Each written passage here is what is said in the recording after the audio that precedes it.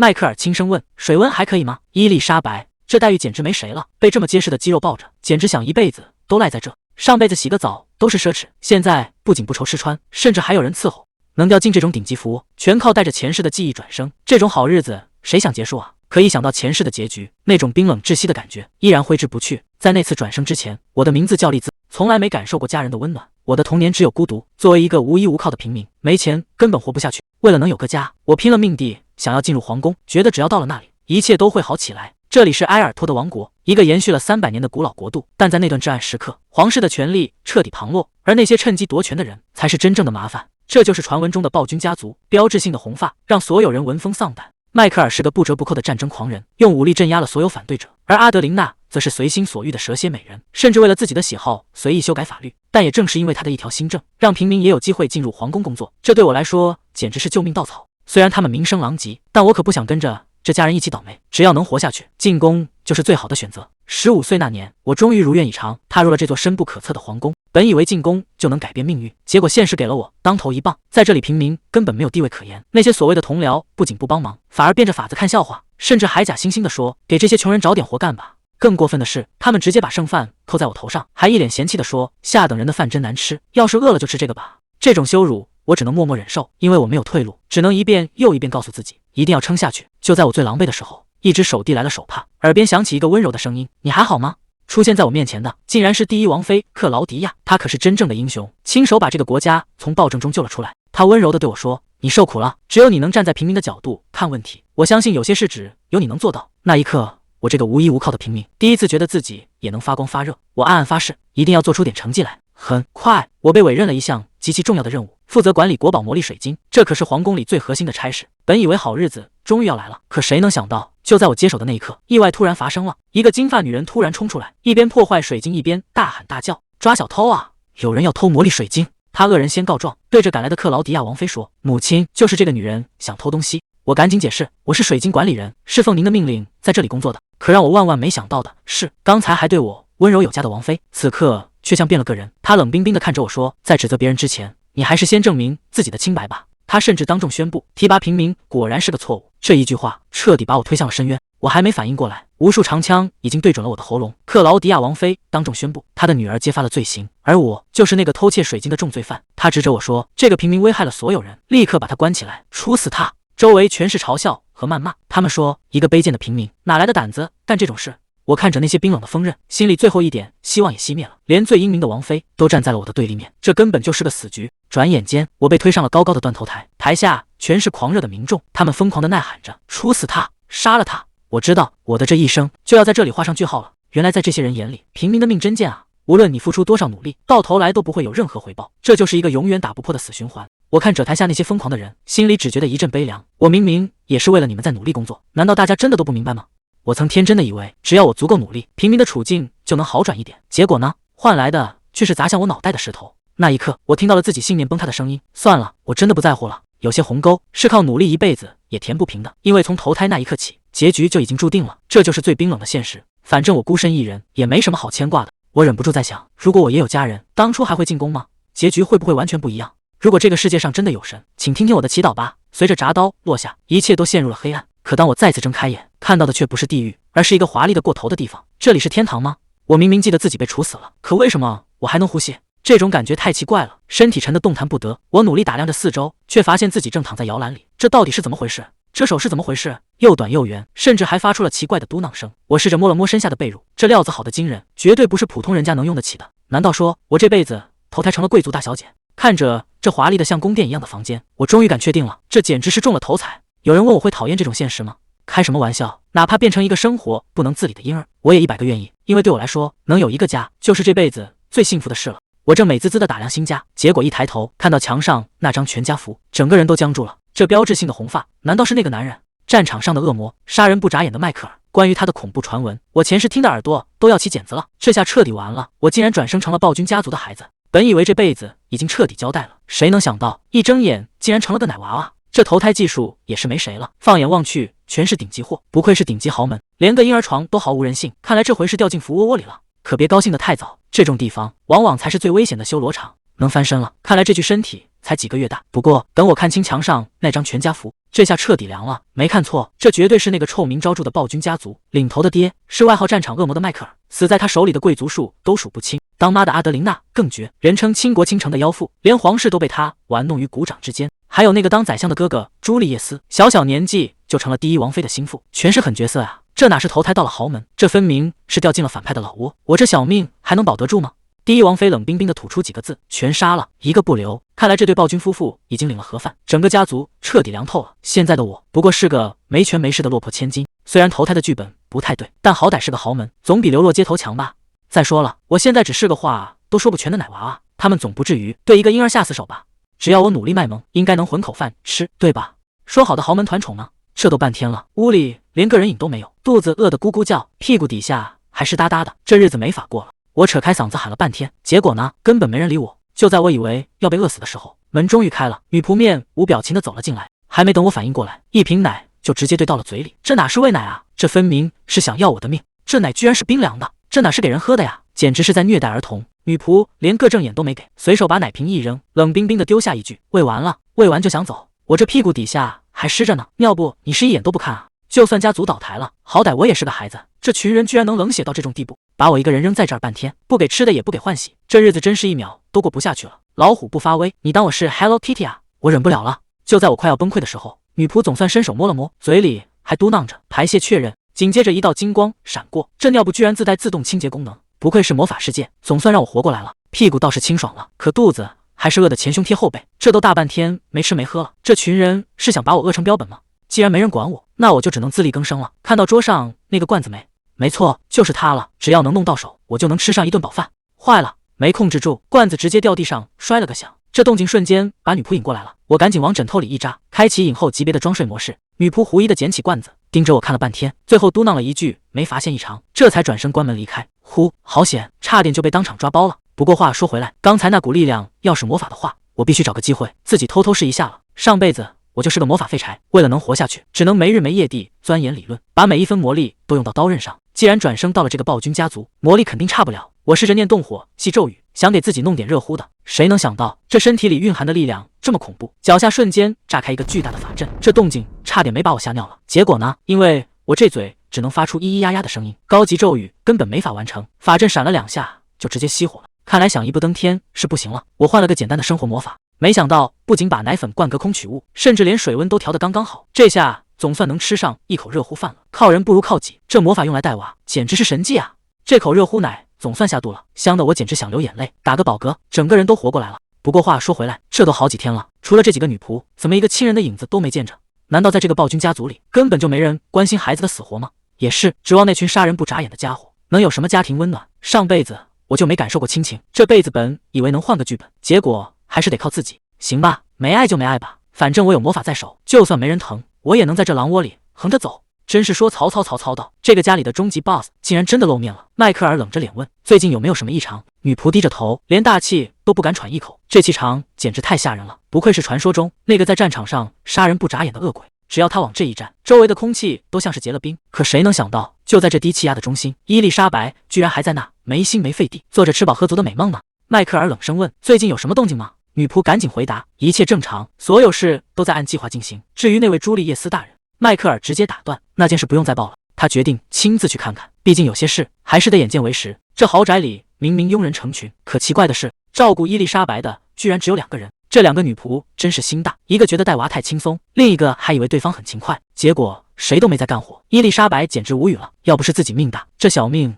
早就交代在这了。就在这时，一股凉意突然袭来，这感觉绝对不对劲。伊丽莎白猛地看向门口，门缝后面竟然藏着一双冰冷的眼睛。她到底在那看了多久？那个人到底是谁？每次都趁没人的时候溜进来，那股压迫感简直让人喘不过气。伊丽莎白完全摸不着头脑，甚至怀疑这家伙到底是不是这屋里的人。可没过几天，这小家伙居然已经习惯了，反正迈克尔每天准时报到，就这么死死地盯着看。这熟练的架势让伊丽莎白忍不住怀疑，难道这家伙上辈子也是个带娃的老手？看他盯得这么认真，难道这家伙真的很喜欢小孩？伊丽莎白脑子里突然冒出一个大胆的想法，他该不会就是我这辈子的亲爹吧？既然这样，那必须得确认一下身份。伊丽莎白决定主动出击，先试着打个招呼，结果一开口全是婴儿语，对方根本听不懂。换个招数，挥挥小手试着沟通一下，结果还是彻底失败。看来只能使出终极杀手锏了，那就是对着他露出一脸灿烂的微笑。这一招果然管用，迈克尔终于坐不住了，他一步步走近，直接俯身盯住了伊丽莎白，近距离看这张脸，简直比反派还要凶。伊丽莎白整个人都僵住了，这压迫感真不是开玩笑的。可谁能想到，迈克尔竟然伸出手，轻轻摸了摸他的头，那动作温柔的让人意外。看来这家伙虽然长得吓人，但心肠好像也没那么坏。就在这时，门外传来了脚步声，迈克尔瞬间收手，像个幽灵一样消失在阴影里。等女仆推门进来的时候，房间里只剩下伊丽莎白一个人。这家伙到底在躲什么？伊丽莎白下意识抓住女仆的衣服，可女仆看着摇篮里的伊丽莎白，竟然露出了凶狠的真面目，甚至还想直接动手。伊丽莎白没办法，用魔法反击，眼看那只手就要落下来，局面瞬间失控。就在这时，一只强有力的手死死扣住了女仆。迈克尔冷着脸从黑暗中走出来，声音冰冷到了极点。他盯着被吓傻的女仆问：“你刚才到底想对这孩子做什么？”面对迈克尔的质问，女仆还想撒谎狡辩，说自己只是在尽心照顾孩子，但这拙劣的演技根本没用。迈克尔冷笑一声，直接揭穿了他的老底。原来这女仆不仅虐待孩子，竟然还敢一直对他这个家主报假账。话音刚落，迈克尔直接拔出了长剑，冰冷的剑锋直指女仆。这下女仆彻底瘫了，只能拼命求饶。摇篮里的伊丽莎白坐不住了，虽然这女仆确实可恶，但当众杀人也太离谱了。就在长剑要落下的那一刻，伊丽莎白突然大叫一声，强行打断了这恐怖的气氛。听到伊丽莎白的叫声，迈克尔竟然真的收手了。他收起那把冰冷的长剑，弯下腰把孩子抱进怀里。他看着怀里的伊丽莎白，语气是前所未有的温柔，问他是不是哪里不舒服。这变脸速度简直让人反应不过来。不过死罪能免，活罪绝对难逃。迈克尔冷冷地盯着瘫在地上的女仆，下令把她直接关进地牢。伊丽莎白这才松了一口气，看来这个男人并没有想象中那么残暴。迈克尔抱着怀里的小家伙，一字一句的承诺，从今天起，他这个当父亲的会亲自保护他。伊丽莎白这下彻底懵了。迈克尔·瓦尔策这个名字，不就是历史上那个著名的暴君吗？他居然还活着。原本以为自己是转生到了家族没落后，可以安稳过日子，谁能想到现在竟然是家族覆灭前的过去。这下麻烦大了，这意味着伊丽莎白现在的身份是那个注定要被清算的暴君之女，整个家族很快就要大祸临头。想到这，伊丽莎白忍不住放声大哭，这哪是抱上了金大腿，这分明是掉进了火坑里。虽然换了靠谱的女仆照顾，生活条件确实变好了，但一想到未来的结局，伊丽莎白心里根本没法淡定，这日子以后到底该怎么过？女仆随口提了一句，说阿德琳内下个月就要当宰相了，还夸她是了不起的女人。可这话听在伊丽莎白耳朵里，简直就是催命符。伊丽莎白吓得当场吐了奶，因为在历史记录里，阿德琳娜当上宰相仅仅1年后，整个暴君家族就彻底玩完了。也就是说，她的寿命只剩下最后1年。这下谁还能坐得住？伊丽莎白可不想再死一次。既然她是唯一知道未来的人，那就绝对不能坐以待毙。她握紧了小拳头，眼神变得前所未有的坚定。既然躲不掉，那就由她来保住这个暴君家族。这个还在襁褓里的婴儿要开始逆天改命了。从那以后，这小家伙的日子总算像样了，不仅换掉了那些不称职的保姆，连育婴室都焕然一新。伊丽莎白高兴坏了，但这兴奋劲儿还没过，她就意识到一个严重的问题：光顾着高兴可不行，她身上还背着任务呢，那就是阻止这个暴君家族走向灭亡。可问题是，她现在只是个话都说不全的婴儿，到底该怎么扭转局面？虽然前世的丽兹是个学霸，书读了不少，但真要论起处理人际关系，那完全是另外一回事了。想要逆天改命，就要先摸清身边人的底细。伊丽莎白决定先从这位老爸开始下手。说实话，这位老爸长得确实有点凶，光是站在那就让人感觉压力山大。不过仔细想想，当初也是他保护了自己，作为一个成熟的灵魂，这声谢谢必须得说。于是伊丽莎白使出浑身解数，对着老爸就是一个灿烂的微笑，还奶声奶气地喊了一句。这下轮到迈克尔懵了，他怎么也没想到，这个平时怕他的女儿居然会主动示好。虽然这位暴君老爸的气场压得人喘不过气，但伊丽莎白心里清楚，现在绝对不能怂。毕竟在原本的结局里，整个家族只有朱丽叶斯活了下来，想要改变全员覆灭的命运，就必须把老爸拉到自己阵营。伊丽莎白也是拼了，直接开启父女亲近大作战，甚至动用魔力给自己套了个盾，就为了不被老爸的低气压给吓哭。可就在他准备硬着头皮上的时候，却发现事情有点不对劲。这位看起来要吃人的老爸，手里竟然拿着小裙子，另一只手还抓着个粉色兔子玩偶。原来这个外表冷酷的男人，其实也在笨拙地尝试怎么跟自己的女儿相处。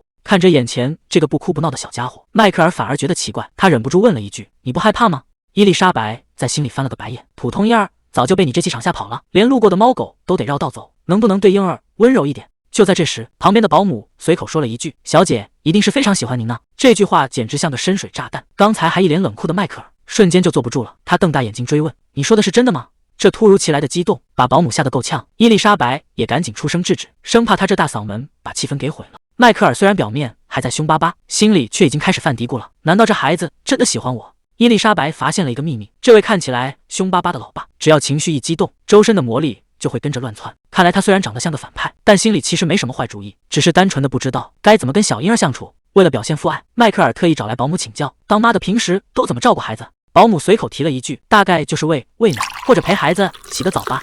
谁知道迈克尔听完，整个人瞬间燃起来了，他像是悟到了什么了不得的真理，大声宣布：我要和女儿一起洗澡。这清奇的脑回路把旁边的保姆都给整不会了。伊丽莎白更是当场愣住，等等，这种事真的不需要先问问我的意见吗？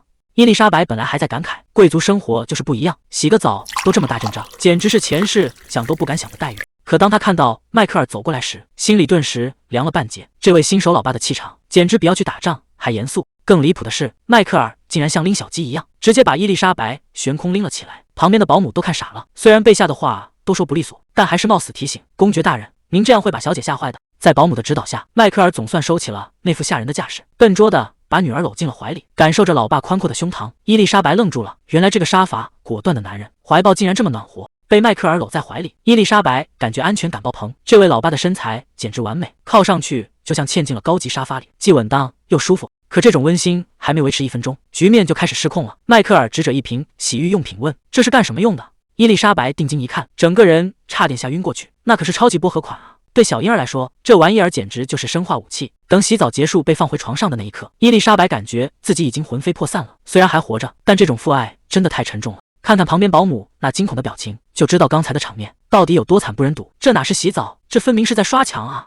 刚才那场硬核洗澡的后遗症，这么快就找上门了。伊丽莎白感觉肚子里翻江倒海，连最爱的奶瓶都推开了。保姆这下彻底慌了神，以为是刚才洗澡折腾的太厉害，还没等她反应过来，伊丽莎白的身体竟然开始发光。这种感觉非常糟糕，就像是体内有一股憋了很久的力量，终于找到了出口，要彻底炸裂开来。就在伊丽莎白快要支撑不住的时候，一道耀眼的金色光芒瞬间吞没了整个房间。听到动静的迈克尔破门而入，看着摇篮里安静下来的伊丽莎白，迈克尔总算松了一口气。刚才那阵吓人的金光似乎只是虚惊一场，为了保险起见，他还是吩咐保姆去请医生。伊丽莎白看着自己修长的双手，整个人都懵了，这到底是怎么回事？难道刚才那场魔力暴走竟然让他阴差阳错地找回了自己原来的身体？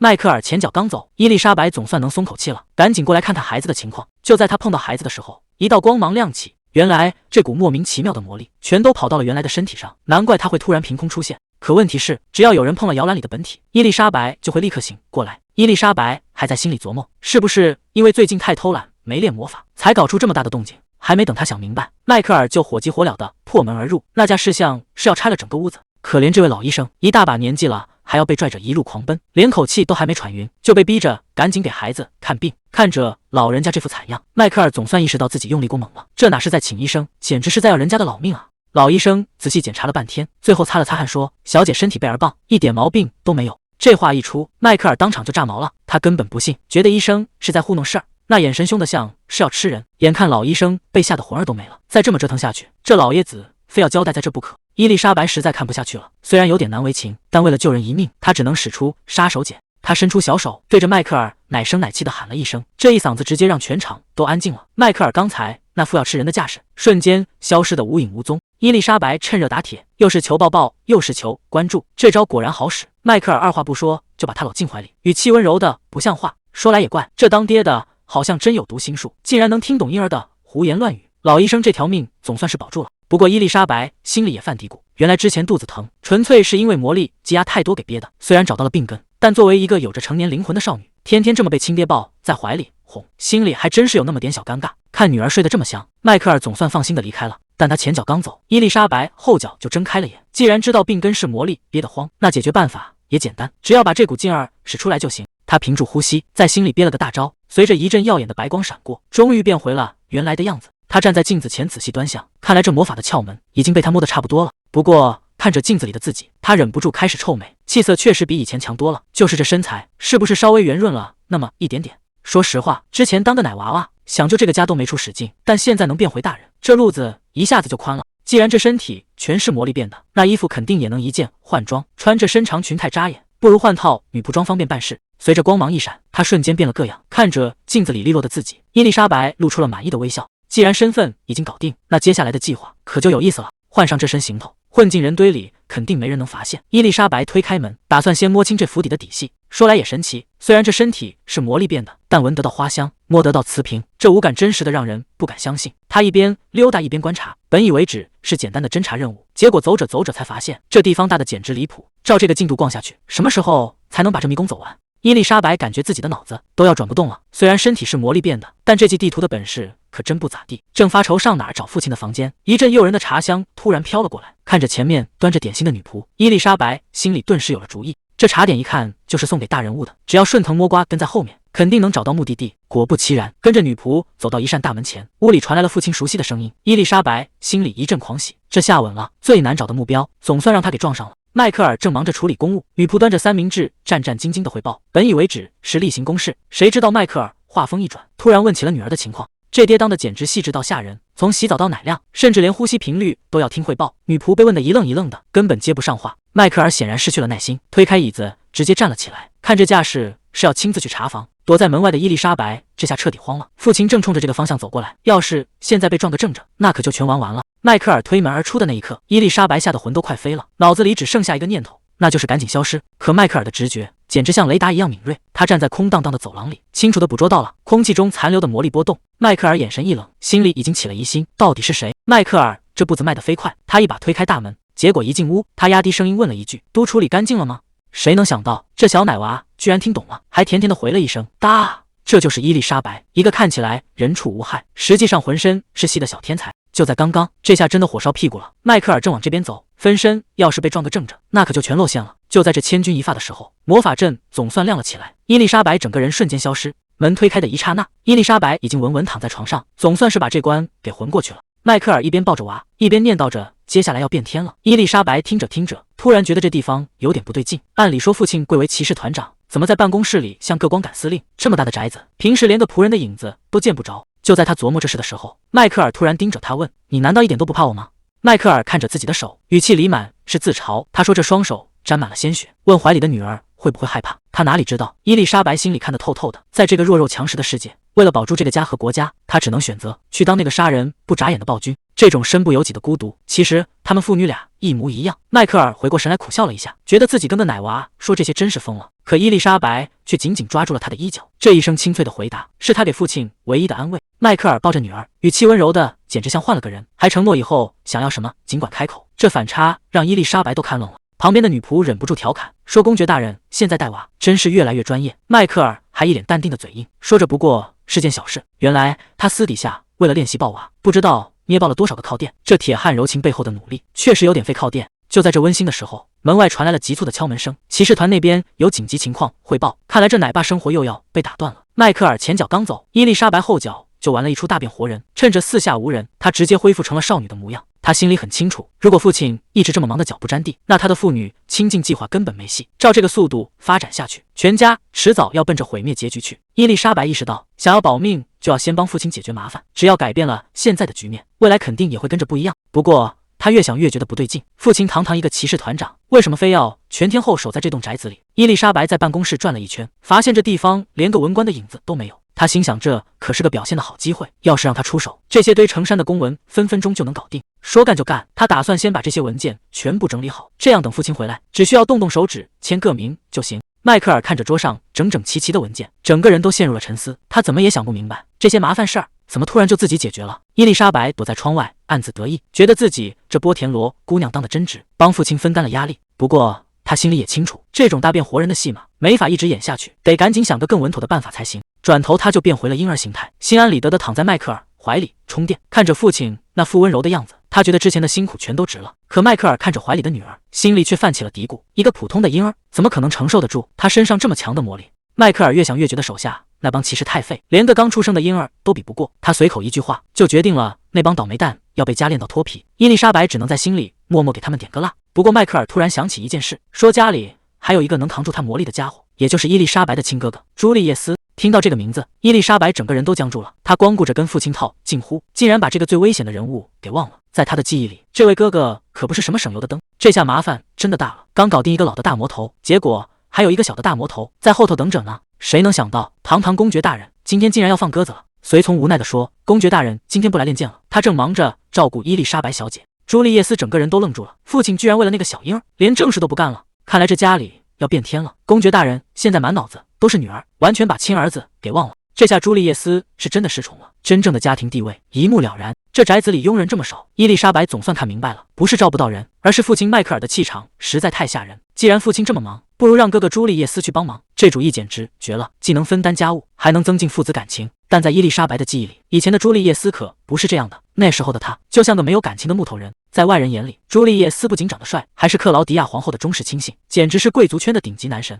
可谁能想到，私底下的他竟然是个毒舌狂魔。上一世，面对出身平凡的丽兹，他说话要多难听有多难听，他甚至当众羞辱丽兹，说这种身份低微的人根本不配出现在皇后面前，简直拉低了皇室的档次。丽兹每次见到他，都要被这种傲慢气死，这男人的人品简直烂透了。伊丽莎白越想越觉得，哥哥朱丽叶斯除了那头红发，跟父亲迈克尔简直没一点像的地方。根据前世的调查，朱丽叶斯竟然12岁就进宫了，这在贵族圈子里简直早得离谱。一个12岁的孩子本该在家里撒娇，为什么要这么早去皇宫那种地方？伊丽莎白意识到，这背后肯定藏着什么大秘密。果然，朱丽叶斯从小就被父亲逼着练剑，每一周的课程都是迈克尔亲手安排的死命令。朱丽叶斯简直不敢相信自己的耳朵，那个对她严厉到极点的父亲，竟然为了陪妹妹伊丽莎白，把雷打不动的剑术课给推了。这简直是太阳打西边出来了。他二话不说，直接冲出门，非要亲眼看看父亲到底在搞什么名堂。平时杀伐果断的迈克尔，现在竟然抱着孩子在晒太阳。迈克尔还一脸认真的开口说，多晒太阳对宝宝身体好。这温柔的语气跟平时那个冷酷的公爵判若两人。迈克尔正带娃带得起劲，远处突然传来了马车声，这大白天的怎么会有不速之客找上门？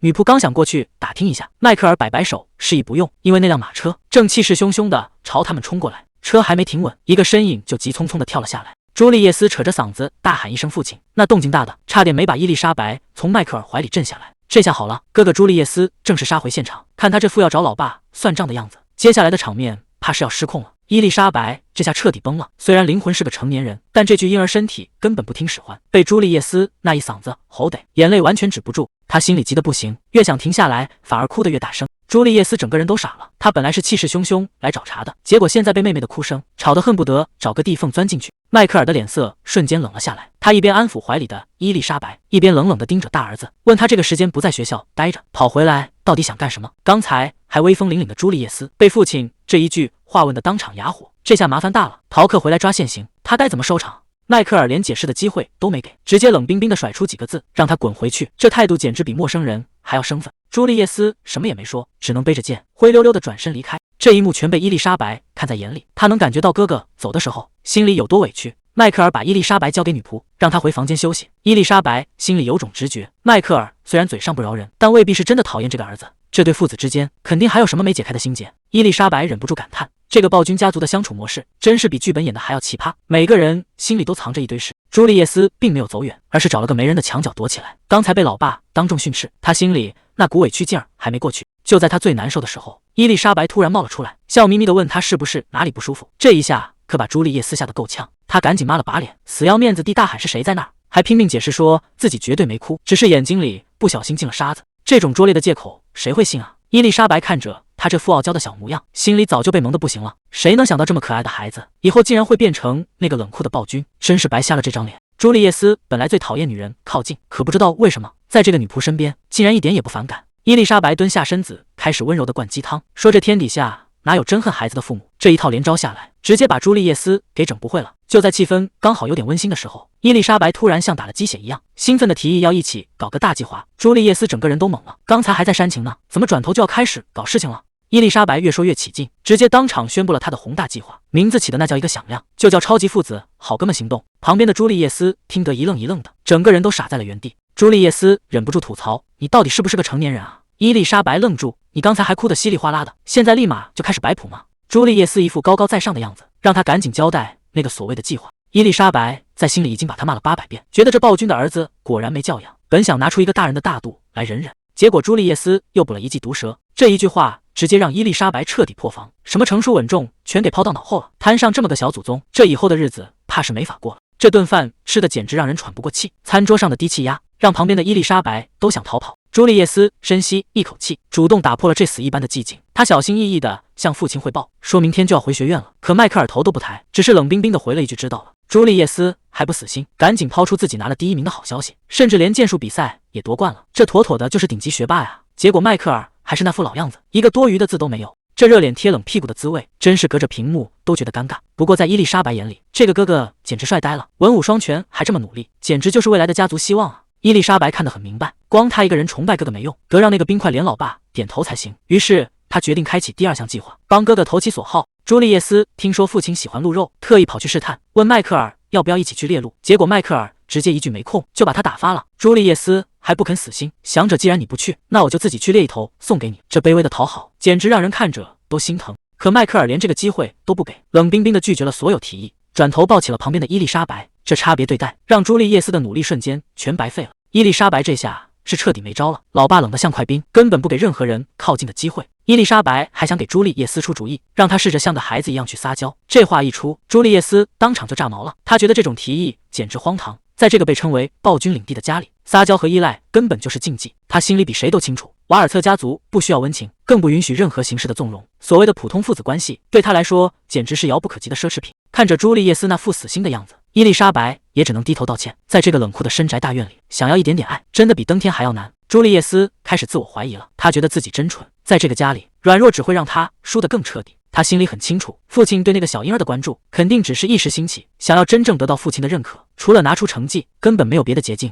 要变得像父亲一样强大，只有绝对的力量才能在这个家族站稳脚跟。他已经做好了吃苦的准备。结果伊丽莎白又凑了过来，神神秘秘的提议，要不要试试什么抱抱作战？朱丽叶斯听完脸都黑了，这不靠谱的计划跟上次有什么区别啊？伊丽莎白还在那儿不服气，拍着脑袋说自己还有备用方案。结果朱丽叶斯看着他这副样子，竟然忍不住笑出了声，还吐槽说他真是个怪人。伊丽莎白被这一句话给噎住了，明明是自己在帮他，结果反倒被嘲笑了一顿。不过看着朱丽叶斯罕见的笑容，伊丽莎白心里的气一下子全消了。比起之前那个死气沉沉的样子，现在的他总算有点少年的朝气了。只要能让他不再难过，被说成怪人又有什么关系呢？朱丽叶斯这副严肃的表情，不知道的还以为他要上战场。他心里一直在念叨，是时候动用那个苦练已久的绝招了。为了这一刻，他可是做足了准备。他悄悄潜伏到摇篮边，正好撞上伊丽莎白睁开眼。小家伙一脸懵懂地看着他，完全不知道接下来的场面会有多震撼。谁能想到朱丽叶斯憋了半天的大招，竟然是双手捂脸，大喊一声躲猫猫。这画风突变的也太快了，刚才那股杀气腾腾的劲儿呢？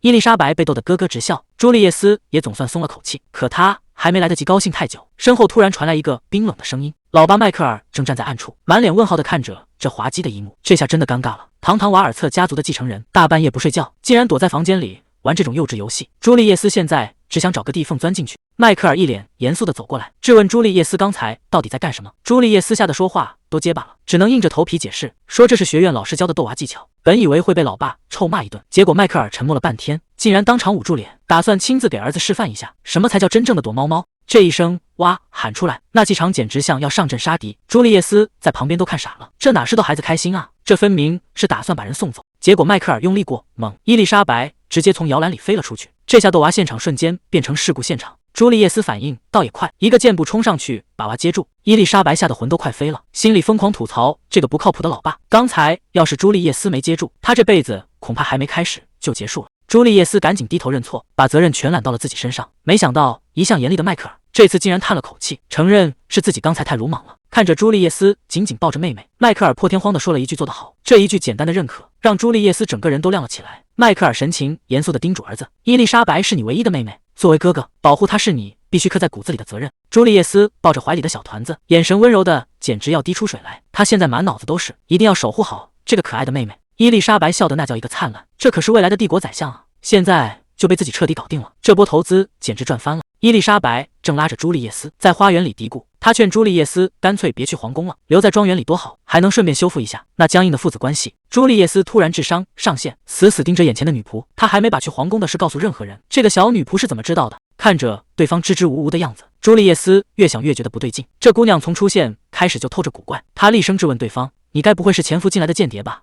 伊丽莎白这下彻底慌了神，心里大喊一声完蛋了。眼看朱丽叶斯步步紧逼，伊丽莎白脑子里乱成了一锅粥。为了自保，她竟然脱口而出，其实我就是伊丽莎白。空气在这一瞬间彻底凝固，朱丽叶斯整个人直接死机。这话说出来，连她自己都想找个地缝钻进去。朱丽叶斯整个人都听傻了，眼看局面圆不回来，伊丽莎白只能尴尬地装傻充愣，试图把刚才的话当成幻听。可朱丽叶斯根本不吃这一套，她直接下了最后通牒，要把这个满嘴胡话的闯入者直接上报给父亲。这下麻烦大了，伊丽莎白要是再解释不清楚，恐怕真的要被当成疯子抓起来了。朱丽叶斯这下动真格了，她死死拽住伊丽莎白，非要她把话解释清楚。伊丽莎白发现，虽然这小少爷脾气火爆，但好在还愿意听人说话。既然解释不通，那就只能用事实说话了。他带着朱丽叶斯来到摇篮前，打算直接展示那个惊人的真相。就在他靠近伊丽莎白的一瞬间，朱丽叶斯彻底慌了。可还没等他冲上去阻止，一道刺眼的强光已经把整个房间彻底淹没。谁能想到，摇篮里的伊丽莎白竟然当着哥哥的面大变活人？朱丽叶斯整个人都看傻了，刚才那一幕已经完全超出了他的认知。伊丽莎白看着熟睡的婴儿，终于说出了那个荒唐的真相：她的身体其实是伊丽莎白用魔力创造出来的。这下证据确凿，朱丽叶斯就算再不相信，也得接受这个离谱的事实了。朱丽叶斯总算冷静下来了，但她那父爱摆架子的臭脾气真是一点都没变，非要伊丽莎白把前因后果交代清楚。伊丽莎白心里暗暗盘算，前世被冤枉处刑那种惨事绝对不能说出来，只要让她相信自己是在为家族效力就行了。不得不说，这天才哥哥抓重点的能力确实强，一下子就听明白了，他是带着未来的记忆转世的。伊丽莎白顺坡下驴，说自己前世是个过劳死的文官，结果一睁眼就变成了伊丽莎白。朱丽叶斯听完竟然还挺感慨，原来在那个未来，女孩子也能靠本事当官啊。他想起古籍里记载过，有些魔法师能预见未来，还能制造分身，觉得伊丽莎白肯定也是这类转生者。伊丽莎白表面上随声附和，心里却捏了一把汗，因为她瞒着朱丽叶斯的事情可不止一件。在前世那些被废弃的档案里，她曾亲眼看到过关于迈克尔的恐怖记录。迈克尔被称为残暴的君主，他曾独自一人闯入魔兽森林，在没有任何援军的情况下，被无数怪物彻底包围。迈克尔临死前手里死死攥着一颗魔力水晶，那是他拿命换来的宝贝，后来成了国家的国宝。谁能想到这颗水晶最后落到了他儿子手里？朱丽叶斯把它献给了皇室，靠着这份功劳，从一个落魄贵族一跃成了当朝宰相。可伊丽莎白在档案里看到了一个让人脊背发凉的真相：当年迈克尔陷入苦战时，明明有人负责调度军队，却偏偏没有派出一兵一卒。那个见死不救的人，竟然就是眼前的朱丽叶斯。伊丽莎白根本不敢开口，这个她最崇拜的哥哥，未来竟然会亲手害死自己的父亲。朱丽叶斯倒是活得通透，她直接告诉伊丽莎白，自己根本不在乎那个所谓的未来，更不想被还没发生的事牵着鼻子走。在他看来，现在最要紧的是自己当下的每一个决定。朱丽叶斯说的底气十足，现在撑起整个家族大局的人是父亲，而他作为儿子，唯一要做的就是变强，然后成为父亲最硬的后台。只要能让父亲避开那些危险，变得比谁都强大，那就足够了。看着哥哥这副自信的样子，伊丽莎白悬着的心总算落了地。只要哥哥能理解他，并且坚定地守在父亲身边，那个家破人亡的未来就绝对不会发生。可他突然意识到，除了他们三个，这家里其实还有一个关键人物。就在这时，门外传来了敲门声，女仆急匆匆地跑来传话，说迈克尔现在要见他。朱丽叶斯催促着伊丽莎白，毕竟父亲迈克尔已经在等着了。迈克尔俯视着朱丽叶斯，他发现朱丽叶斯对伊丽莎白的关注似乎有点过头了。伊丽莎白脑子里闪过一个可怕的念头，刚才他们商量怎么改变未来，那些不能说的秘密，该不会全被父亲听到了吧？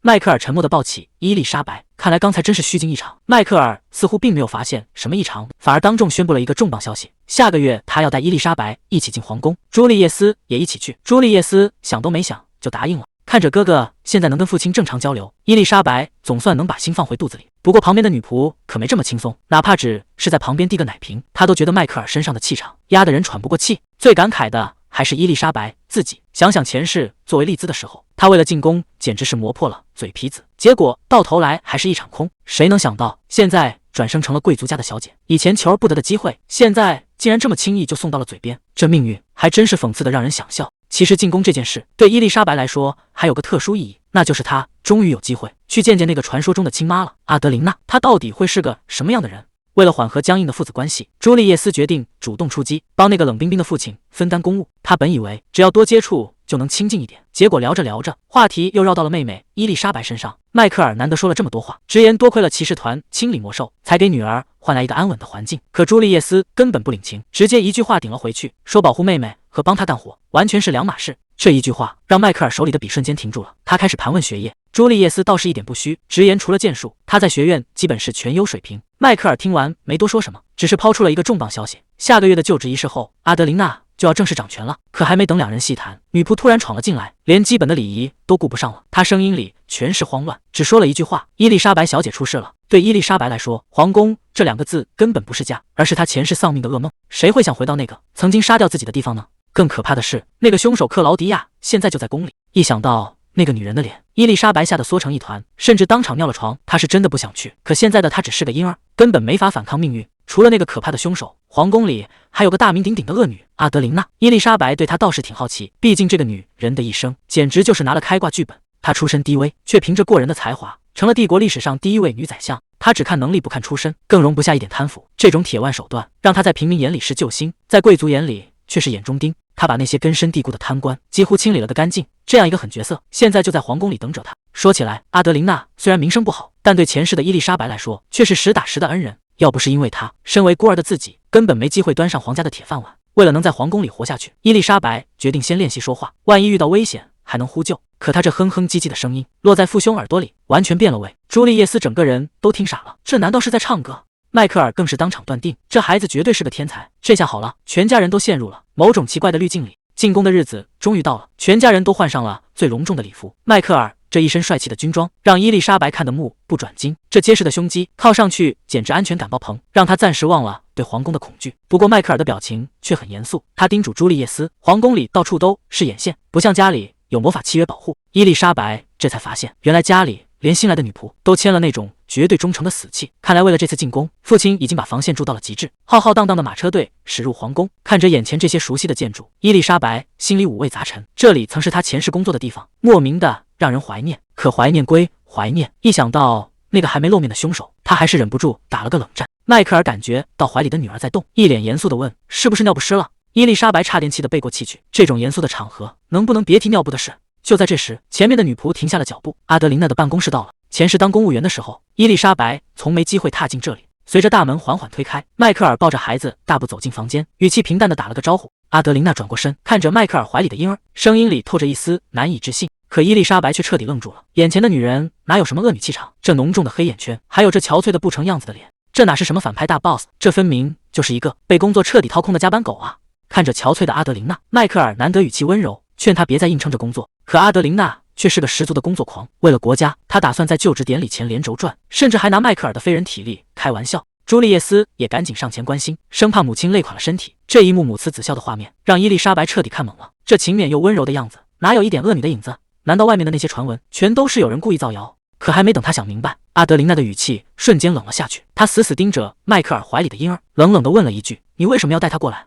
迈克尔语气平淡说：“这孩子一直是他亲手在带。”可这句话就像火星掉进了火药桶，阿德琳娜瞬间就炸了。朱丽叶斯看气氛不对，赶紧站出来护着妹妹，提醒母亲这孩子叫伊丽莎白，不是什么来路不明的东西。谁知道阿德琳娜更疯了，她指着迈克尔怀里的婴儿，歇斯底里地尖叫着，让那个东西离他远点。伊丽莎白彻底愣住了，她费尽心思讨好父亲，努力想融入这个家，结果到头来竟然被亲生母亲嫌弃成这样。这种眼神根本不是在看女儿，而是在看一个让她感到恶心的仇人。迈克尔叹了口气，他交代完公事，直接带走了朱丽叶斯，只留下伊丽莎白一个人在这冰冷的房间里。面对这无法挽回的局面，伊丽莎白在心里疯狂呐喊：“你们真打算把我丢在这不管吗？”阿德琳娜突然大喊：“等等，把这孩子也带走！”可迈克尔冷冰冰地丢下一句：“他没事的。”接着就直接关上了大门。看着阿德琳娜还在那扶额叹气，伊丽莎白在摇篮里气得想翻白眼。明明被抛弃的是我，你在这叹哪门子的气啊？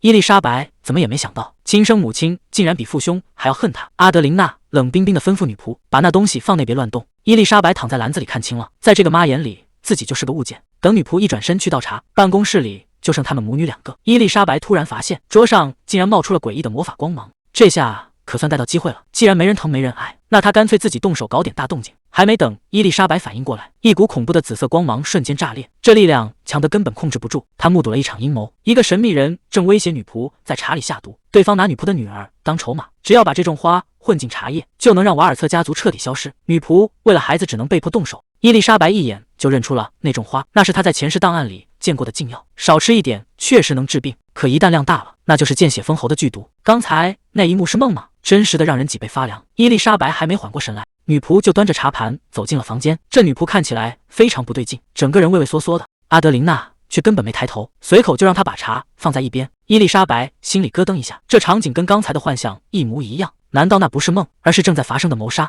眼看阿德琳娜端起了茶杯，伊丽莎白彻底慌了，她想喊却喊不出来。伊丽莎白决定不再坐以待毙，她打算直接动用魔法分身。可还没等她出手，一名女仆突然闯了进来，借口说要换衣服，把阿德琳娜给支开了。紧接着一群人围了上来，带头的男仆不由分说，一把夺过了装有伊丽莎白的篮子。他语气冰冷地赶走了女仆，说这里以后由他全权负责。伊丽莎白心里暗叫不好，刚出狼窝又入虎穴，这群人到底想把他带到哪去？金发男仆冷冰冰地开口，问女仆茶送到了没有。女仆颤抖着说已经送过去了。本以为任务完成就能解脱，谁知道对方却露出了阴森的笑容。他说既然送到了，那就去好好休息吧。话音刚落，女仆胸口瞬间炸开一团血花，连惨叫都没来得及发出，就倒了下去。这就是赤裸裸的杀人灭口。伊丽莎白在篮子里看得一清二楚，她突然认出了这张脸，这个男人根本不是普通的仆人，他竟然是王宫里的人。朱丽叶斯心里一直不踏实，他追问父亲，把伊丽莎白单独留在那，真的不会出事吗？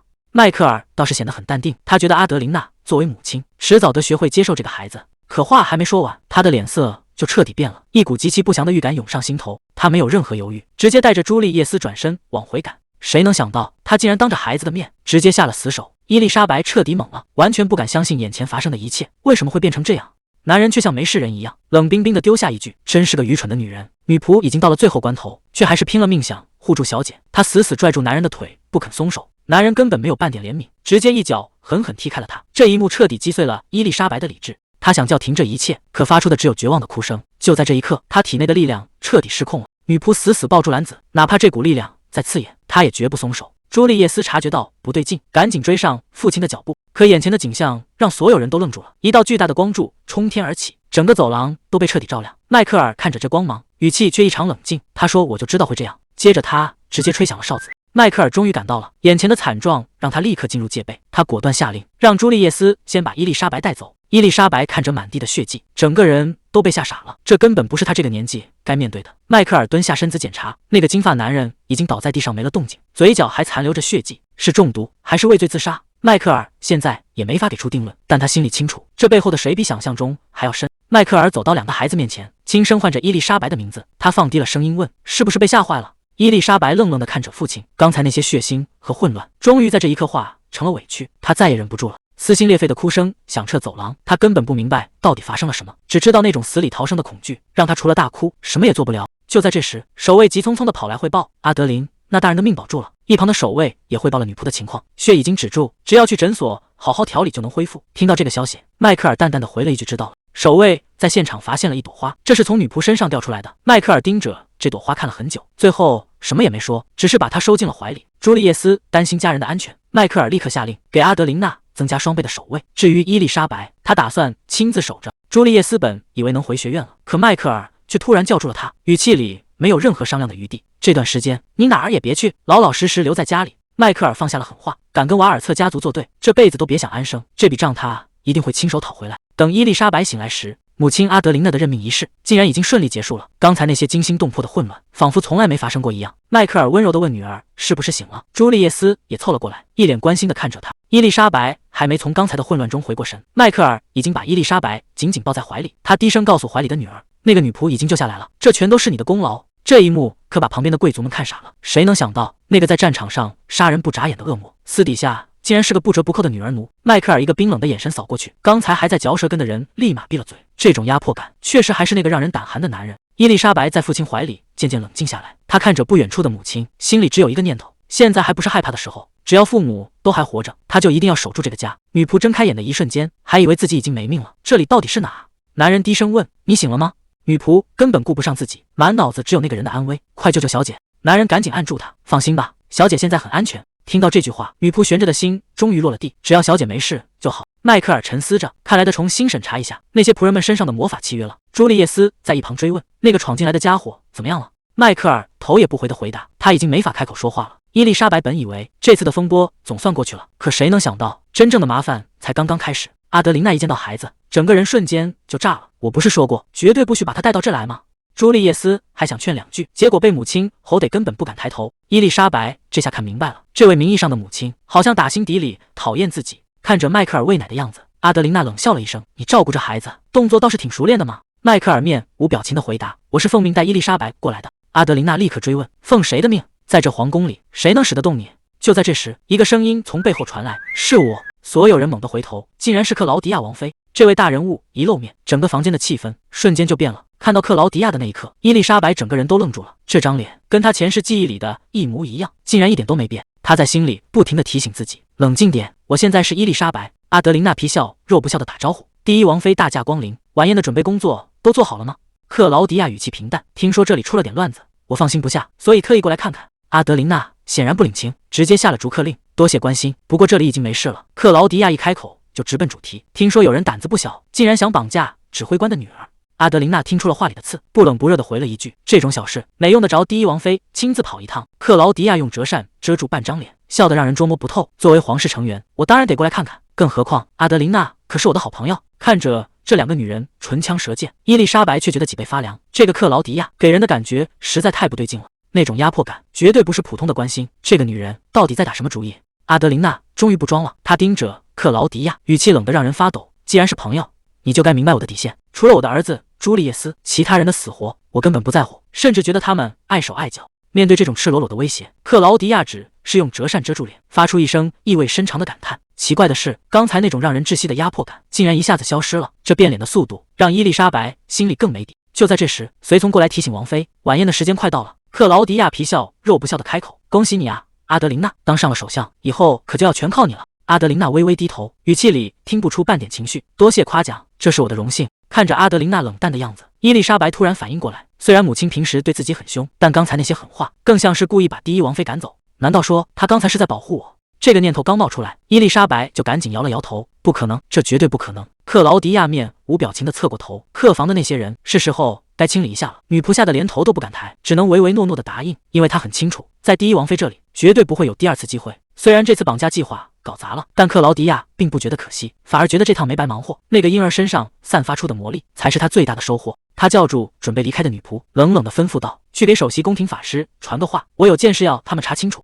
谁能想到，这小小的身体里竟然住着一个成熟的灵魂。现在的我翻身已经完全没压力了，甚至不用魔法也能稳稳抓起奶瓶。看来这副身体发育的比预想中还要快。不过母亲的委任仪式虽然顺利结束，那场针对我的绑架也失败了。但当时我看到的那个东西才是真正的关键。我敢肯定，那一瞬间我绝对是看到了未来。如果能彻底掌控这股力量，局面就完全不一样了。女仆姐姐能这么快回来照顾我，全靠父亲大人魄力。对他使用了治愈魔法，看来他拼命保护我的举动，终于得到了冷酷父亲的认可。女仆自己都在纳闷，当时那种情况，我怎么会做出那么冲动的事？她轻声说：“看到小姐和大人相处的那么好，我就更想拼命保护你了。”这下轮到伊丽莎白愣住了，原来这一切的改变，全是因为那个讨好老爸大作战。想到这里，她忍不住笑出了声，甚至还吐了个泡泡。看来之前的努力没白费，局面终于被我彻底打开了。朱丽叶斯被叫到了书房，迈克尔发现伊丽莎白状态还算稳定，这才稍微松了口气。他冷冷地对朱丽叶斯说：“明天的剑术训练照常恢复。”朱丽叶斯点头答应，还顺便提了句要回学院的事。本以为这次谈话就要这么结束了，可就在转身要走的时候，朱丽叶斯突然停下脚步。关于母亲的事，他还是问出了口。他忍不住抱怨，觉得母亲对伊丽莎白也太狠了。迈克尔放下手里的信，淡淡的说了一句：“他这么做肯定有他的理由。”朱丽叶斯沉默了半天，最后也只能低头说他明白了。看着朱丽叶斯离开的背影，迈克尔的眼神里全是忧虑。当年生朱丽叶斯的时候，阿德琳娜还能撑得住，可现在的伊丽莎白对他来说简直就是个巨大的负担。管家突然推门进来，说皇室那边派了使者过来。伊丽莎白心里咯噔一下，难道是关于母亲遇袭的事？终于有调查结果了。伊丽莎白正想留下来听个明白，朱丽叶斯却不由分说，非要先带她回房间。他显然是不想让伊丽莎白掺和这些，直接打断了他的好奇心。可就在离开的一瞬间，伊丽莎白回头看到了父亲的眼神，那种冰冷到极点的感觉，吓得她差点叫出声来。夜深人静的时候，朱丽叶斯守在伊丽莎白的摇篮边，她看起来并不像表面上那么轻松。她突然开口说了一句：“行了，出来吧。”话音刚落，伊丽莎白的分身竟然真的出现了。伊丽莎白显然还在生气，她质问朱丽叶斯：“刚才为什么要带她走？”她明明想听听父亲到底在谈什么。朱丽叶斯却一脸冷静地反问：“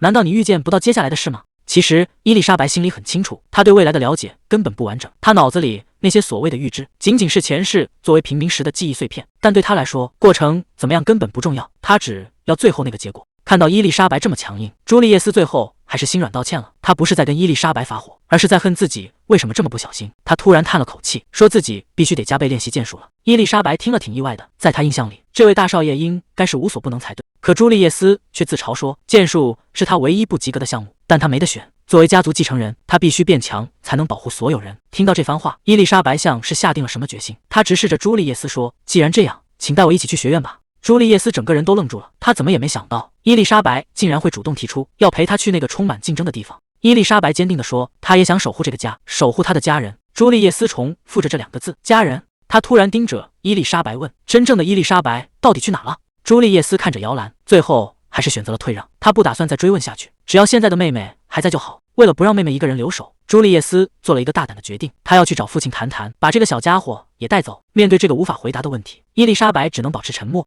就这样，一家人带着婴儿出发了。谁能想到，这趟学院之行竟然成了全家人的集体出动。迈克尔竟然真的答应了。既然大家都要去学院，把伊丽莎白一个人留在家里，确实太冷清了。迈克尔嘴上说着要严肃，结果一看到女儿，整个人瞬间就被萌化了。这当爹的显然已经彻底沦陷。为了保证伊丽莎绝对安全，他决定把女儿带进皇家学院。毕竟在那位大人的地盘上，还没人敢动公爵家的孩子。伊丽莎白倒是挺期待的，前世因为穷根本上不起学，没想到这辈子刚当上婴儿就能去顶尖学府见见世面。朱丽叶斯也没闲着，小年纪就开始钻研育儿经。书上说小孩子长得快，得让他多运动才行。看着这父子俩认真的镜头，谁能想到堂堂公爵府的头等大事，竟然是研究怎么带娃。迈克尔这当爹的脑回路太绝了，居然想让还没断奶的娃去练剑。伊丽莎白听得整个人都傻了，这哪是亲爹，这简直是魔鬼教练。还好朱丽叶斯够冷静，赶紧拦住这离谱的提议。结果迈克尔还不死心，又想让女儿去跟骑士团练肌肉。这公爵府的教育方式真是让人压力山大。马车终于到了皇家学院，这一家子刚露面就把接待的职员吓得够呛。毕竟迈克尔这气场，走哪都像要去砸场子。还没等安顿好，院长那边就急着要见迈克尔。迈克尔把女儿交给儿子，表情严肃的不行。他叮嘱朱丽叶斯一定要看好妹妹。迈克尔前脚刚走，朱丽叶斯总算能松口气了。趁着训练还没开始，他打算带着妹妹在学院里转转。伊丽莎白也跟着咿咿呀呀，显然对新环境好奇的不行。就在这时，伊丽莎白突然发动了魔法，直接变成了分身模样。朱丽叶斯看得一愣一愣的，没想到不仅能现身，连身上的衣服都能跟着变，这操作确实有点超乎想象。伊丽莎白笑着解释说，这身行头全是魔力幻化的，只要她想，随时随地都能换个造型。这技能也太好使了。朱丽叶斯心里踏实了不少。推开图书馆的大门，眼前的景象简直让人看呆了。这里的藏书量，据说连皇宫都比不上。伊丽莎白看着满屋子的书，整个人都沉浸在喜悦里。这地方对她来说，简直就是梦寐以求的天堂。就在她整理书籍时，一本散发着微光的旧书突然吸引了她的注意。伊丽莎白正对着旧书发呆，朱丽叶斯突然凑了过来，问她是不是哪里不舒服。伊丽莎白赶紧回过神，提议把这些要扔掉的书捐给孤儿院去培养人才。朱丽叶斯听完若有所思，但她显然有更心烦的事。她试探着问伊丽莎白，要不要现在去训练场看看？可提起练剑，她的语气里明显带着抵触。伊丽莎白还以为她讨厌剑术，结果朱丽叶斯说出了真相，她不是讨厌练剑，而是看不惯那个教官的手段。那家伙专门挑魔力弱的学生下手，还美其名曰是特殊训练，其实就是仗着身份动手打人。朱丽叶斯实在看不下去，当场站出来叫他住手。结果这下可好，那个疯子教官直接盯上他了。就在两人说话的时候，身后突然传来一阵冷笑。听这动静，怕是那个麻烦的教官已经找上门来了。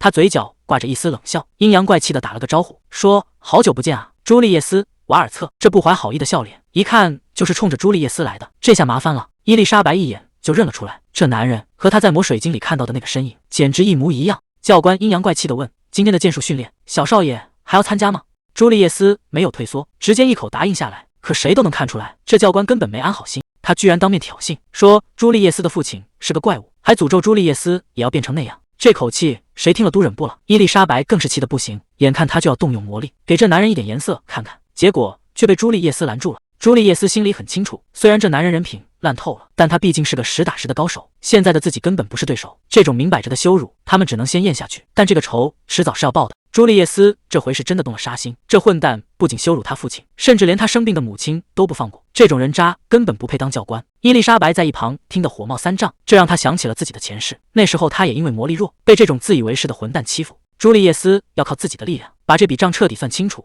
可还没等他出手，训练场那边就传来了惨叫声。那个疯子教官正在公然施暴，学生们被打得横七竖八，躺了一地，这场面简直没把人当人看。朱丽叶斯再也看不下去了，他直接冲到最前面，大声喝止了这场暴行。这教官简直疯了，他一边疯狂进攻，一边还满嘴歪理，说什么受伤是骑士的宿命。朱丽叶斯被逼得连连后退，只能勉强举剑抵挡。可对方根本没有停手的意思，招招都奔着要害去。他阴阳怪气的嘲讽说，看在朱丽叶斯身份显赫的份上，会大发慈悲，不弄花他那张漂亮的脸。这哪是在训练，分明就是单方面的虐待。伊丽莎白在场边看的心都要碎了。虽然朱丽叶斯叮嘱过不让他插手，但眼前的景象实在太残酷，他已经快要忍到极限了。此时的朱丽叶斯正陷入深深的自我怀疑，他从小就渴望像父亲那样强大，拥有那种能掌控一切的力量。为了追赶父亲的背影，他几乎拼了命地在练习，可现实却给了他沉重的一击。无论怎么努力，他的剑术就是没有半点长进。这种无能为力的感觉让他觉得糟透了，甚至开始讨厌现在的自己。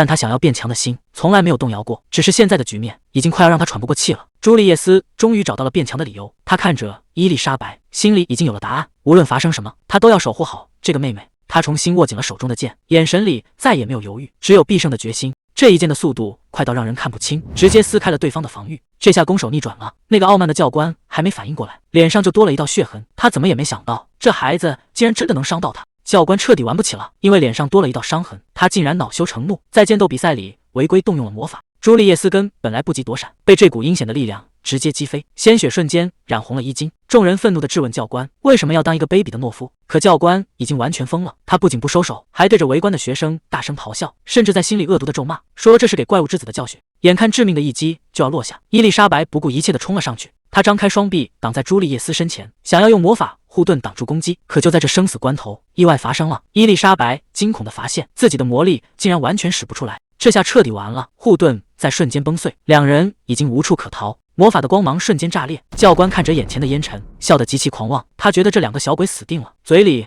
还不停念叨着活该。可笑着笑着，他突然发现哪里不对劲。烟雾散去之后，迈克尔就这么凭空出现，像一座不可逾越的大山，把所有的攻击全部挡下。迈克尔冷着脸问：“这里到底在吵什么？”教官这下彻底慌了，只能硬着头皮在那睁眼说瞎话，非说这只是普通的赛前热身。可迈克尔是什么人？这种烂借口他一个字都不会信。这教官真是嫌命长，居然敢在公爵面前拿教育这两个字当挡箭牌。迈克尔冷笑一声，根本不打算听他废话，直接一拳就把人给废了。这一招下去，全场瞬间安静，朱丽叶斯整个人都看呆了。躲在暗处的伊丽莎白趁着烟尘还没散去，赶紧变回了婴儿的样子。好在刚才动作够快，要是被父亲发现端倪，那可就真的麻烦了。伊丽莎白躺在摇篮里，瞪着大眼睛装无辜，只要她不尴尬，刚才那场大乱子就跟她没关系。迈克尔走到儿子面前，问他还能不能站起来。朱丽叶斯虽然满身是伤，但还是咬牙站稳了。迈克尔一眼就看穿了，问他是不是觉得心里憋屈。朱丽叶斯低着头承认，他恨自己现在这么弱小。没想到一向严厉的迈克尔竟然伸手摸了摸他的头，让他记住这股不服输的劲儿，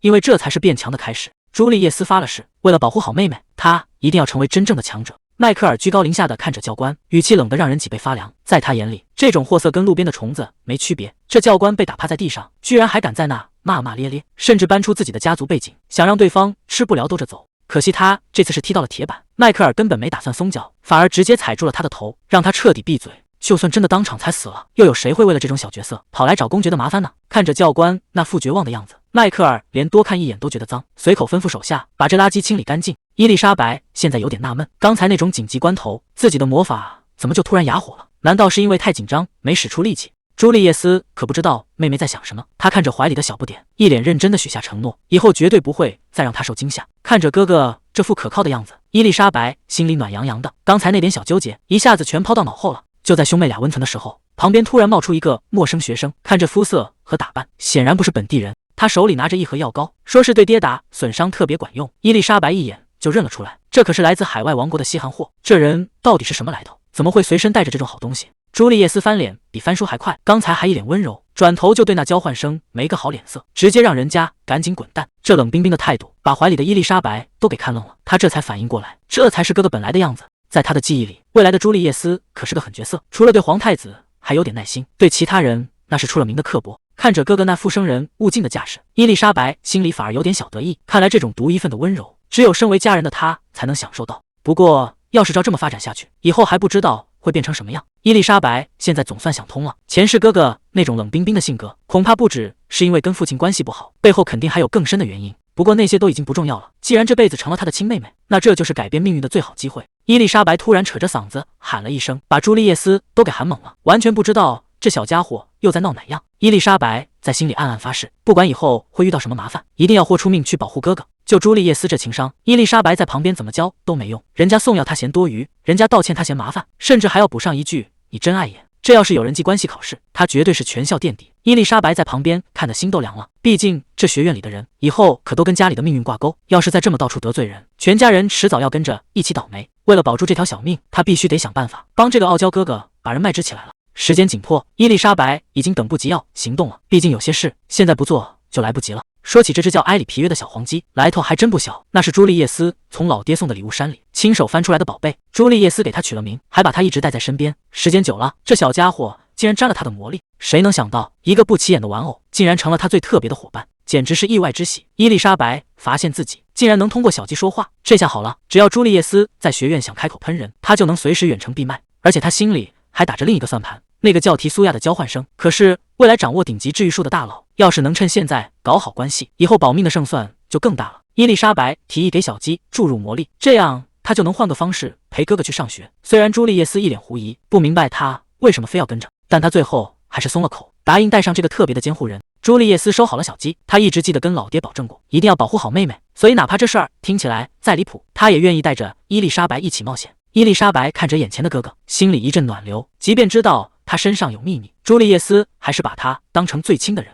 可温馨的时刻还没过2秒，房门突然被推开，老爹迈克尔一脸严肃地走了进来，问他刚才到底在跟谁说话。朱丽叶斯吓得赶紧打马虎眼，硬说自己是在自言自语。这要是被老爹发现端倪，接下来的计划可就全泡汤了。老爹迈克尔这次过来可不是为了查岗，他特意提到班里新来的交换生，其实是在给朱丽叶斯透底。原来那个学生背景不简单，他是大商会会长的亲儿子，手里攥着不少关键的物资渠道，甚至还牵扯到皇宫里的那些烂摊子。迈克尔话里有话，朱丽叶斯这种聪明人当然是一点就透，他立刻表态会去套近乎。看着老爹满意的背影，朱丽叶斯心里清楚，这哪是简单的同学交往，这分明是家族交给他的一场试炼。谁能想到平时不可一世的朱丽叶斯竟然会找婴儿床里的妹妹支招。他坦白自己根本没跟那个交换生说过话，现在完全不知道该怎么开口。等到了学院，总算见到了那个提苏亚，对方是跨海而来的交换生，看起来文文弱弱的。伊丽莎白一眼就看出了问题，提苏亚哪是不想说话，他分明是怕朱丽叶斯怕得要死，连头都不敢抬一下。眼看朱丽叶斯又要开口，伊丽莎白赶紧通过小鸡制止他，这要是再让他那张毒舌随便发挥，这关系恐怕这辈子都修补不好了。伊丽莎白信心满满的说，先过去搭话，然后再让他跟自己互动。不过朱丽叶斯在学院里确实是个自带光环的显眼包，走到哪儿都有人围观，但他本人对这种人气简直讨厌到了极点。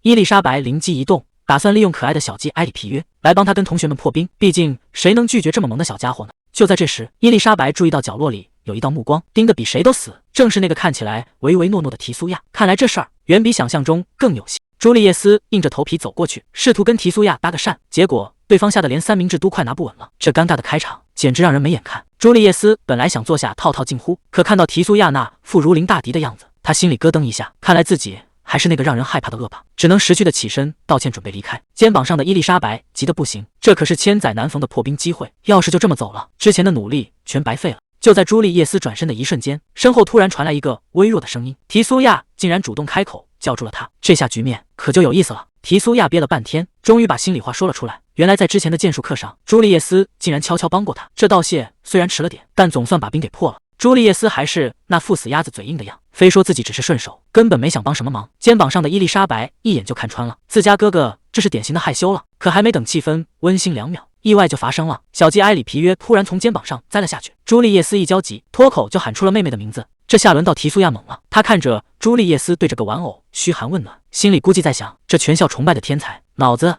该不会是有什么问题吧？原本安静待在怀里的伊丽莎白突然发出一声痛苦的闷哼，女仆还没反应过来是怎么回事，整个人都被吓傻了。她发疯似的大声呼救，声音里全是绝望。女仆带着迈克尔拼命往回赶，谁能想到刚才还好好的孩子，现在竟然连呼吸都变得这么微弱。迈克尔彻底慌了，这孩子体内的魔力完全失控，幸好最后总算保住了命。朱丽叶斯听到消息直接撞门进来，嗓门大的把刚睡着的妹妹又给吵醒。伊丽莎白看着这个冒失的哥哥，心里忍不住吐槽，我这还没怎么样呢，你倒是先要把房顶掀了。朱丽叶斯嘴上说着最狠的话，手里却偷偷塞过来小黄鸡，他非要问清楚当时到底发生了什么，毕竟好端端的人怎么会突然就晕过去了。伊丽莎白心里也很无奈，当时她正通过小鸡观察哥哥，然后想要召唤出分身去查看，结果身体根本吃不消，2种魔力同时爆发，直接让他昏了过去。伊丽莎白心里满是愧疚，要不是因为自己出事，哥哥也不至于从学校急匆匆赶回来。朱丽叶斯倒是没计较这些，只要人没事，其他的都不重要。伊丽莎白总算想明白了，婴儿的魔力本来就不稳定，难怪刚才会闹出那么大的动静。朱丽叶斯点头，这分身魔法对妹妹来说实在是太超前了，还没等她反应过来，眼前的伊丽莎白就化作碎光消失了。这下朱丽叶斯彻底坐不住了，她一脸严肃地宣布，从今天起绝对禁止伊丽莎白再用分身。伊丽莎白在床上气得直挥手，这简直就是霸王条款，她好不容易才掌握的技能，结果还没捂热乎就被哥哥给封号了。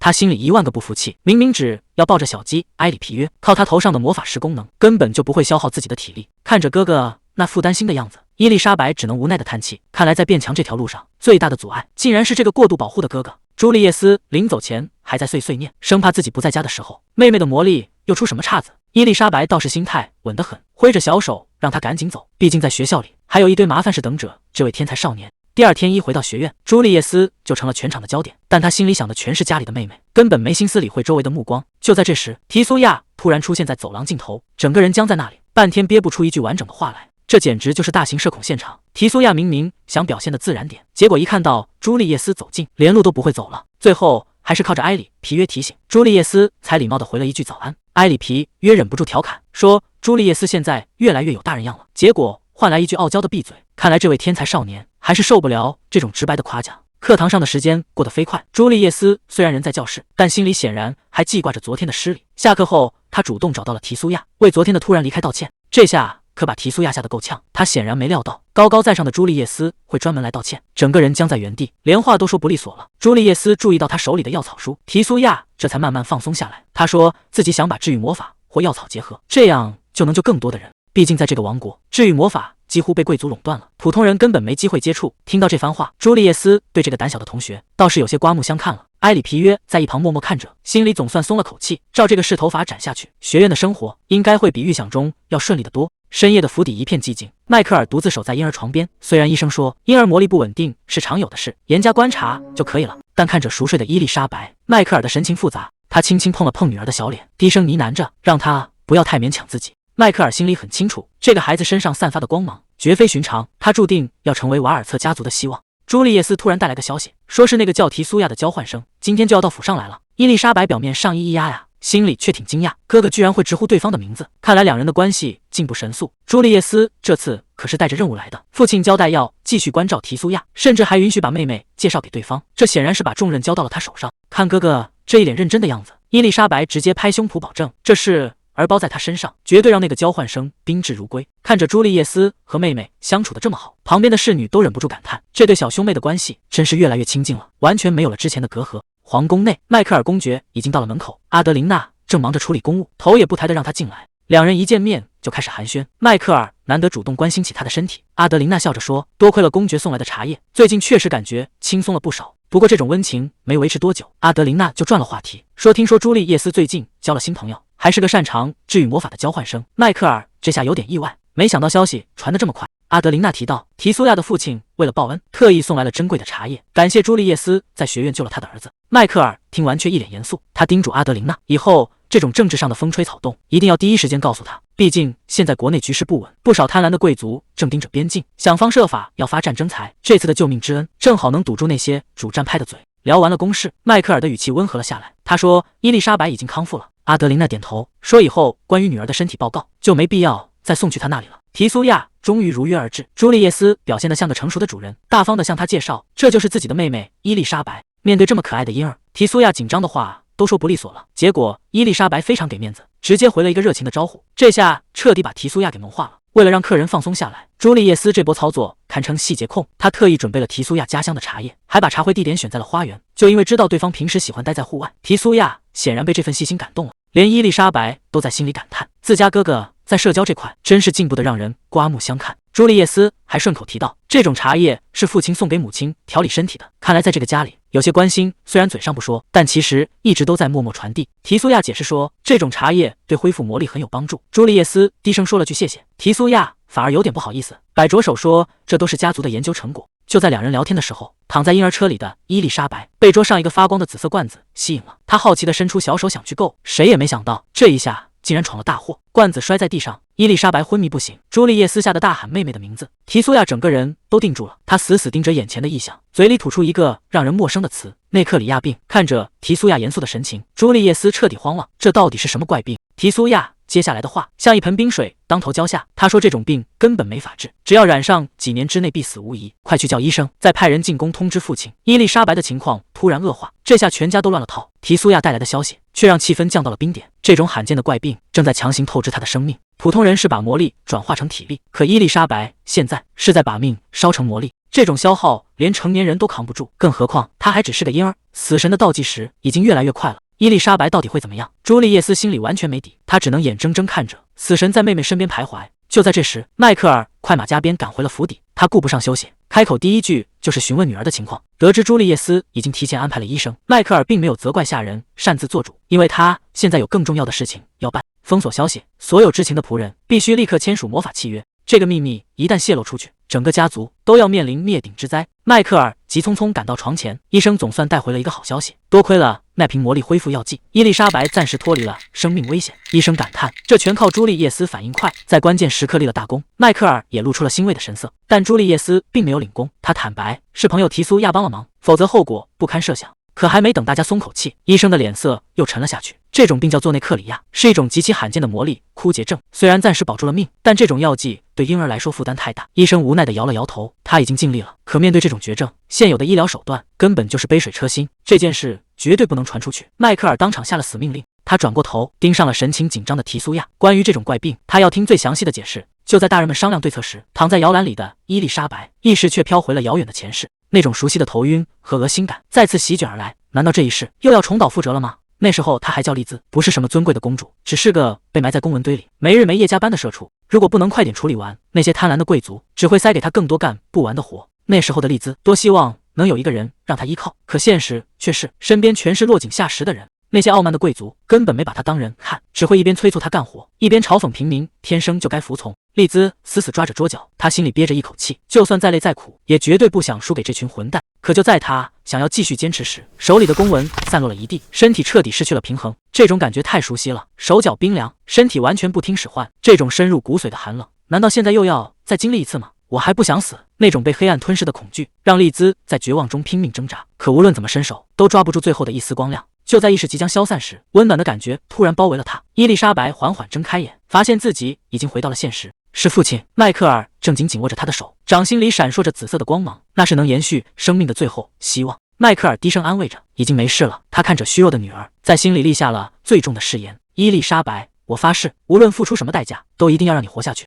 迈克尔开门见山，直接打听这种怪病的消息。没想到提苏亚竟然是私下研究，并没有家族的支持。多亏了这份执着，伊丽莎白才捡回一条命。这份恩情，迈克尔记下了。朱丽叶斯有些担心，问起要不要告诉母亲阿德琳娜，但迈克尔却摇了摇头。现在是关键时期，还不能让她知道。谁能想到提苏亚居然掌握了抑制魔力流失的办法，这简直是个奇迹。虽然魔石能救命，但匹配的要求极高，能救下伊丽莎白真的是万幸中的万幸。朱丽叶斯急着救人，开口询问家里还有没有魔石。迈克尔二话没说，直接让人抬上来一个大箱子。箱子打开的一瞬间，所有人都看傻了，这竟然是传说中的顶级魔石，而且还是整整一箱。朱丽叶斯简直不敢相信，这种宝贝到底是从哪弄来的。迈克尔却一脸淡定，说是皇帝陛下赏赐的一点点。提苏亚在旁边听得直冒冷汗，管这叫一点点，这财力简直深不可测。不过现在救人要紧，魔石被放到了伊丽莎白身边，这种怪病极其罕见，而且只针对女性，没人知道病因是什么。伊丽莎白躺在摇篮里，心里一阵后悔，恨自己以前没好好钻研医术，现在只能听天由命。就在这时，迈克尔推门走了进来，他轻声询问女儿的情况，语气里满是藏不住的担心。说来也奇怪，明明身患重病，但只要看到父亲在身边，伊丽莎白就感到莫名的安心，仿佛天塌下来都有人顶着。女仆站在一旁，小声询问，要把这块魔石一直留在这吗？迈克尔仔细叮嘱，一定要让魔石贴身放好，只要发现魔力流失，这就是最后的防线。他看着女儿，语气变得异常坚定，哪怕国内没有专家，他也一定会找到治愈的方法。伊丽莎白却在担心，如果以后再也不能用魔法，该怎么和哥哥沟通？就在这时，门外突然传来一阵嘈杂，阿德琳娜不顾阻拦，直接闯进了房间。她冷冷地看向四周，既然我也是这个家的一份子，这府邸里就没有我不能去的地方。原本平静的房间，气氛瞬间降到了冰点。迈克尔看情况不对，立刻上前按住了阿德琳娜，他低声叫着妻子的名字，强行把她带离了房间。他叮嘱守卫看好这里，有任何风吹草动立刻汇报。显然他不想让阿德琳娜再靠近女儿。摇篮里的伊丽莎白被刚才那一幕吓得不轻，那种压迫感让他半天都没缓过神来。到了办公室，迈克尔刚想询问妻子的身体状况，阿德琳娜就彻底爆发了。她大声喊着，只要能达到目的，自己的命根本不重要。迈克尔紧紧抱住她，让她冷静一点。他提醒阿德琳娜，既然身为首相，现在必须保证会议万无一失。至于女儿伊丽莎白，他承诺会亲自照看，让妻子不要有后顾之忧。阿德琳娜虽然点头答应，但心里根本无法冷静。这种怪病本来就极其罕见，为什么偏偏要遗传给女儿？她陷入了深深的自责，这种痛苦难道注定要母女两人一起承受吗？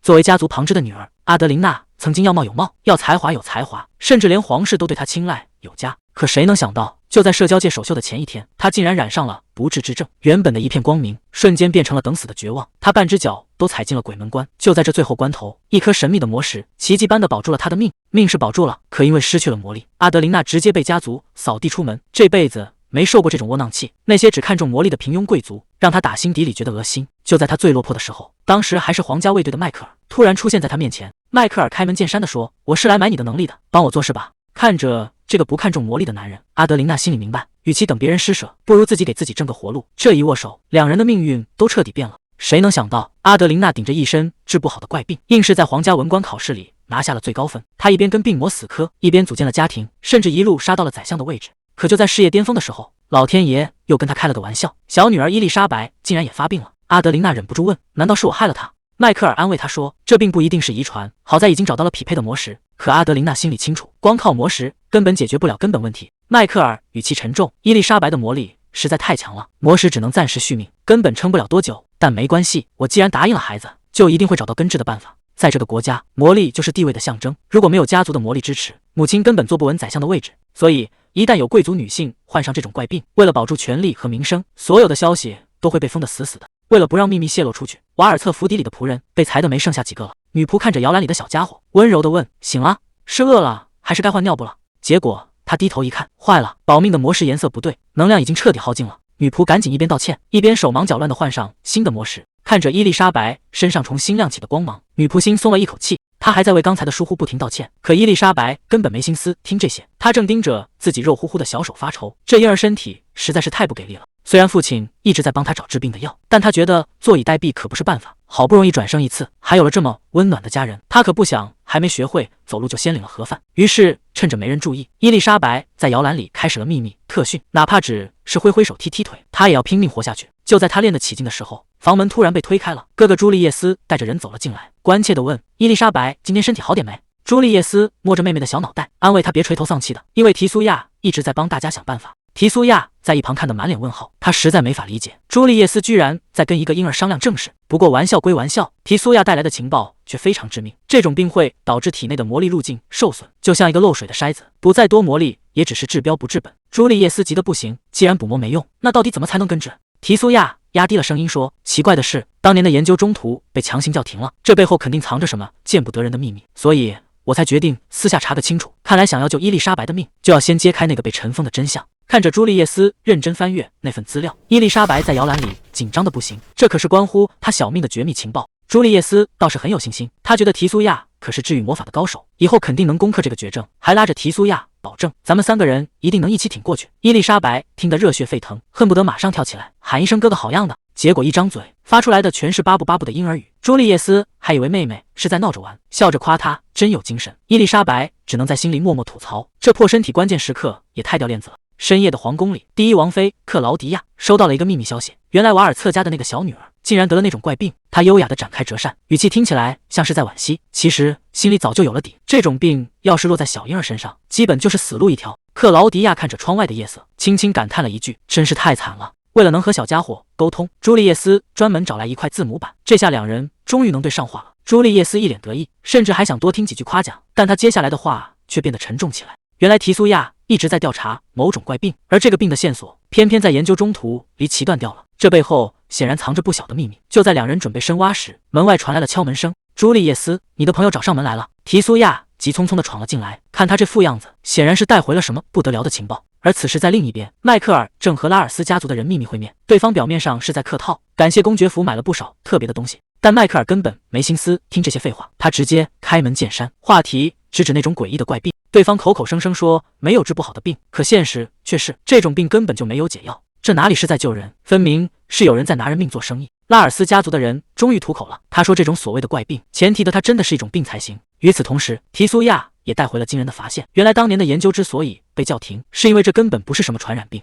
这是一种极其阴毒的咒术，甚至可能和禁忌的魔法有关。提苏亚的家族当年察觉到了真相，却因为承受不住各方的压力，只能被迫选择收手。朱利叶斯立刻意识到，能让一个大家族感到恐惧并退缩，这背后的水比想象中还要深。提苏亚在父亲的书房里翻到了几代前的族长日志，上面清清楚楚地写着，皇室竟然强行接手了那项研究。听到这个消息，朱利叶斯整个人都愣住了，皇室为什么要掩盖真相？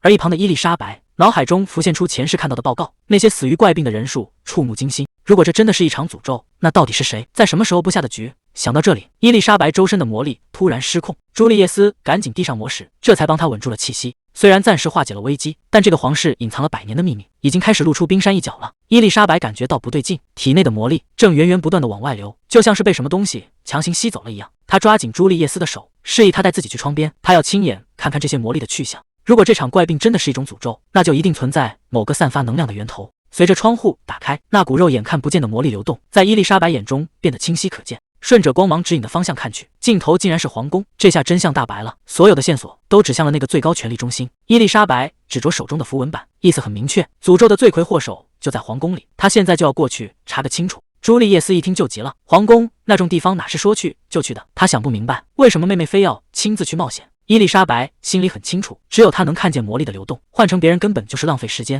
可朱丽叶斯根本听不进去，在她眼里，妹妹的安全比什么真相都重要。眼看劝不动伊丽莎白，朱丽叶斯的情绪彻底失控，周身的魔力像闪电一样炸裂开来。她大吼着：“绝对不允许！”这股恐怖的气息把旁边的伊丽莎白都给吓傻了。迈克尔终于看清了局势，如果这真的是一种诅咒，那就说明有人在背后故意下黑手，而且这人就在王国中心。也就是说，阿德林奈之所以病成那样，全都是有人在暗中搞鬼。这股恶意已经盯上了他的妻子和孩子。原来这么多年，皇室一直对这种怪病不管不顾，任由那些家族自生自灭。迈克尔终于想通了，既然这帮人烂到了根子上，那也没必要再去翻什么真相了。既然皇室不肯承担责任，那他就用自己的方式来解决。伊丽莎白也没想到哥哥这次的反应会这么大，竟然想都没想就拒绝了。朱丽叶斯心里很清楚，如果再让妹妹这么折腾下去，恐怕连命都要保不住了。可伊丽莎白也有自己的难处，能看透魔力的人实在太少了，总不能随便找个法师来帮忙。他只能咬牙坚持，打算靠自己的力量拼一把。结果朱丽叶斯根本不给机会，直接把这条路给堵死了。朱丽叶斯一脸无奈地问：“你一个小婴儿，到底打算怎么溜进皇宫？”伊丽莎白还没来得及解释，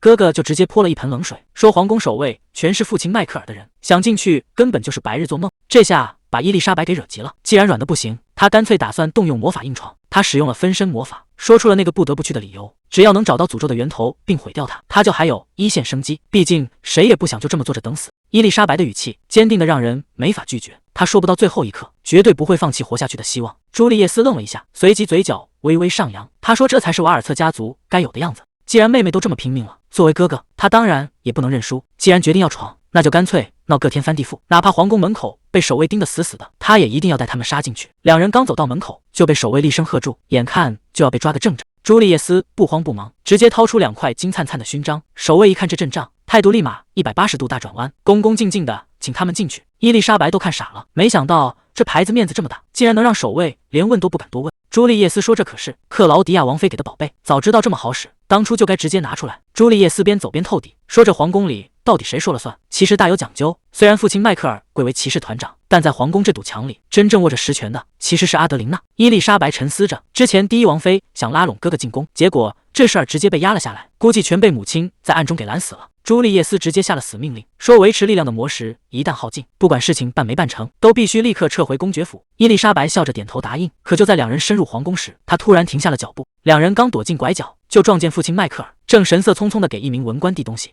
等迈克尔一走，伊丽莎白立刻发现不对劲，那名文官手里的文件竟然隐约散发着诡异的光芒。朱丽叶斯还没来得及拦，伊丽莎白就直接冲了出去，大声叫住了那名文官。他随便找了个借口搭讪，眼睛却死死盯着那叠文件，离近了才看清，这根本不是普通的公文。这东西散发出的气息，让伊丽莎白瞬间意识到，他们这次是真的撞上大秘密了。谁能想到，刚才还金碧辉煌的皇宫，转眼间就变成了人间炼狱。看着满地的狼藉，伊丽莎白彻底崩溃了。她怎么也想不通，到底为什么要做到这一步。迈克尔站在火光之中，语气冰冷的让人绝望。他下令让所有人消失，一个活口都不留。朱丽叶斯发现不对劲，赶紧问伊丽莎白是不是魔力用光了，怎么整个人都愣在原地。可伊丽莎白根本听不进去，她现在脑子里乱成一团，要不了多久，父亲迈克尔真的会杀了他。如果预言是真的，那等待他的将是比病死更可怕的下场。朱丽叶斯催促着赶紧离开，要是被父亲发现，后果根本不敢想象。伊丽莎白心里很清楚，一旦在这里被迈克尔撞见，自己绝对没命活下去。两人顺着魔法的光芒，一路摸到了宴会厅，这里到处都是人，魔法到底要带他们去哪？真正的秘密就在那扇门后面。谁能想到，魔法的源头竟然就在眼前，那把红色的折扇绝对有问题。就在伊丽莎白暗中观察时，另一边的气氛已经降到了冰点，迈克尔竟然主动找上了亚瑟。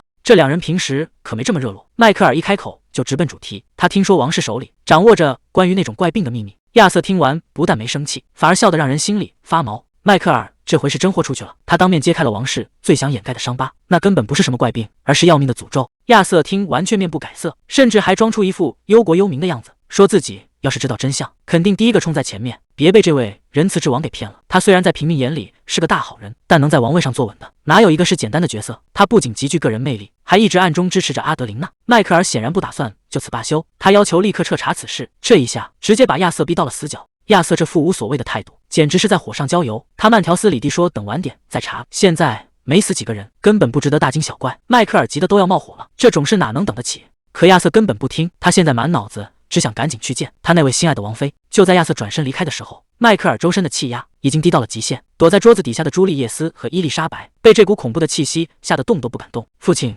这是彻底被激怒了，空气中弥漫着一股毁灭性的力量，甚至连旁边的酒杯都因为承受不住这股压力，直接裂开了缝。局面已经完全失控了。迈克尔要是真的在这里动手，整个宴会厅恐怕都要变成废墟。伊丽莎白刚想冲出去阻止，就被朱丽叶斯一把死死按住，现在露头只会让事情变得更糟。可迈克尔的杀意已经藏不住了，四周的玻璃瞬间炸成了碎片，巨大的动静让原本热闹的会场一下子安静了。所有宾客都愣住了，大家面面相觑，谁都不知道这场突如其来的骚乱到底是怎么回事。亚瑟还在那儿装模作样，搂着王妃问有没有人受伤，他根本没意识到身后的迈克尔已经彻底动了杀心。既然好话听不进去，那就没什么好谈的了。迈克尔周身的魔力瞬间炸裂，金色的眼睛里只剩下毁灭。就在这千钧一发的时刻，地板上突然溅开了大片的血迹，谁也没想到这场冲突最先倒下的竟然是他。伊丽莎白满脸是血的出现在面前，身体虚弱的随时都会倒下。伊丽莎白话还没说完，整个人就彻底支撑不住了。迈克尔下意识伸手接住了他，这一幕把亚瑟吓得够呛，现场瞬间乱成一团，所有人都以为是遭到了袭击，甚至要求陛下赶紧后退。伊丽莎白看着眼前的父亲，心里只有一个念头，他终于恢复正常了。宴会厅这下彻底乱套了，地上的血迹让所有人陷入恐慌，谁也没想到原本华丽的舞会竟然变成了噩梦。朱丽叶斯很清楚，这可能是最后的机会，她死死盯着混乱的中心。就在这一刻，她终于锁定了那个关键的东西，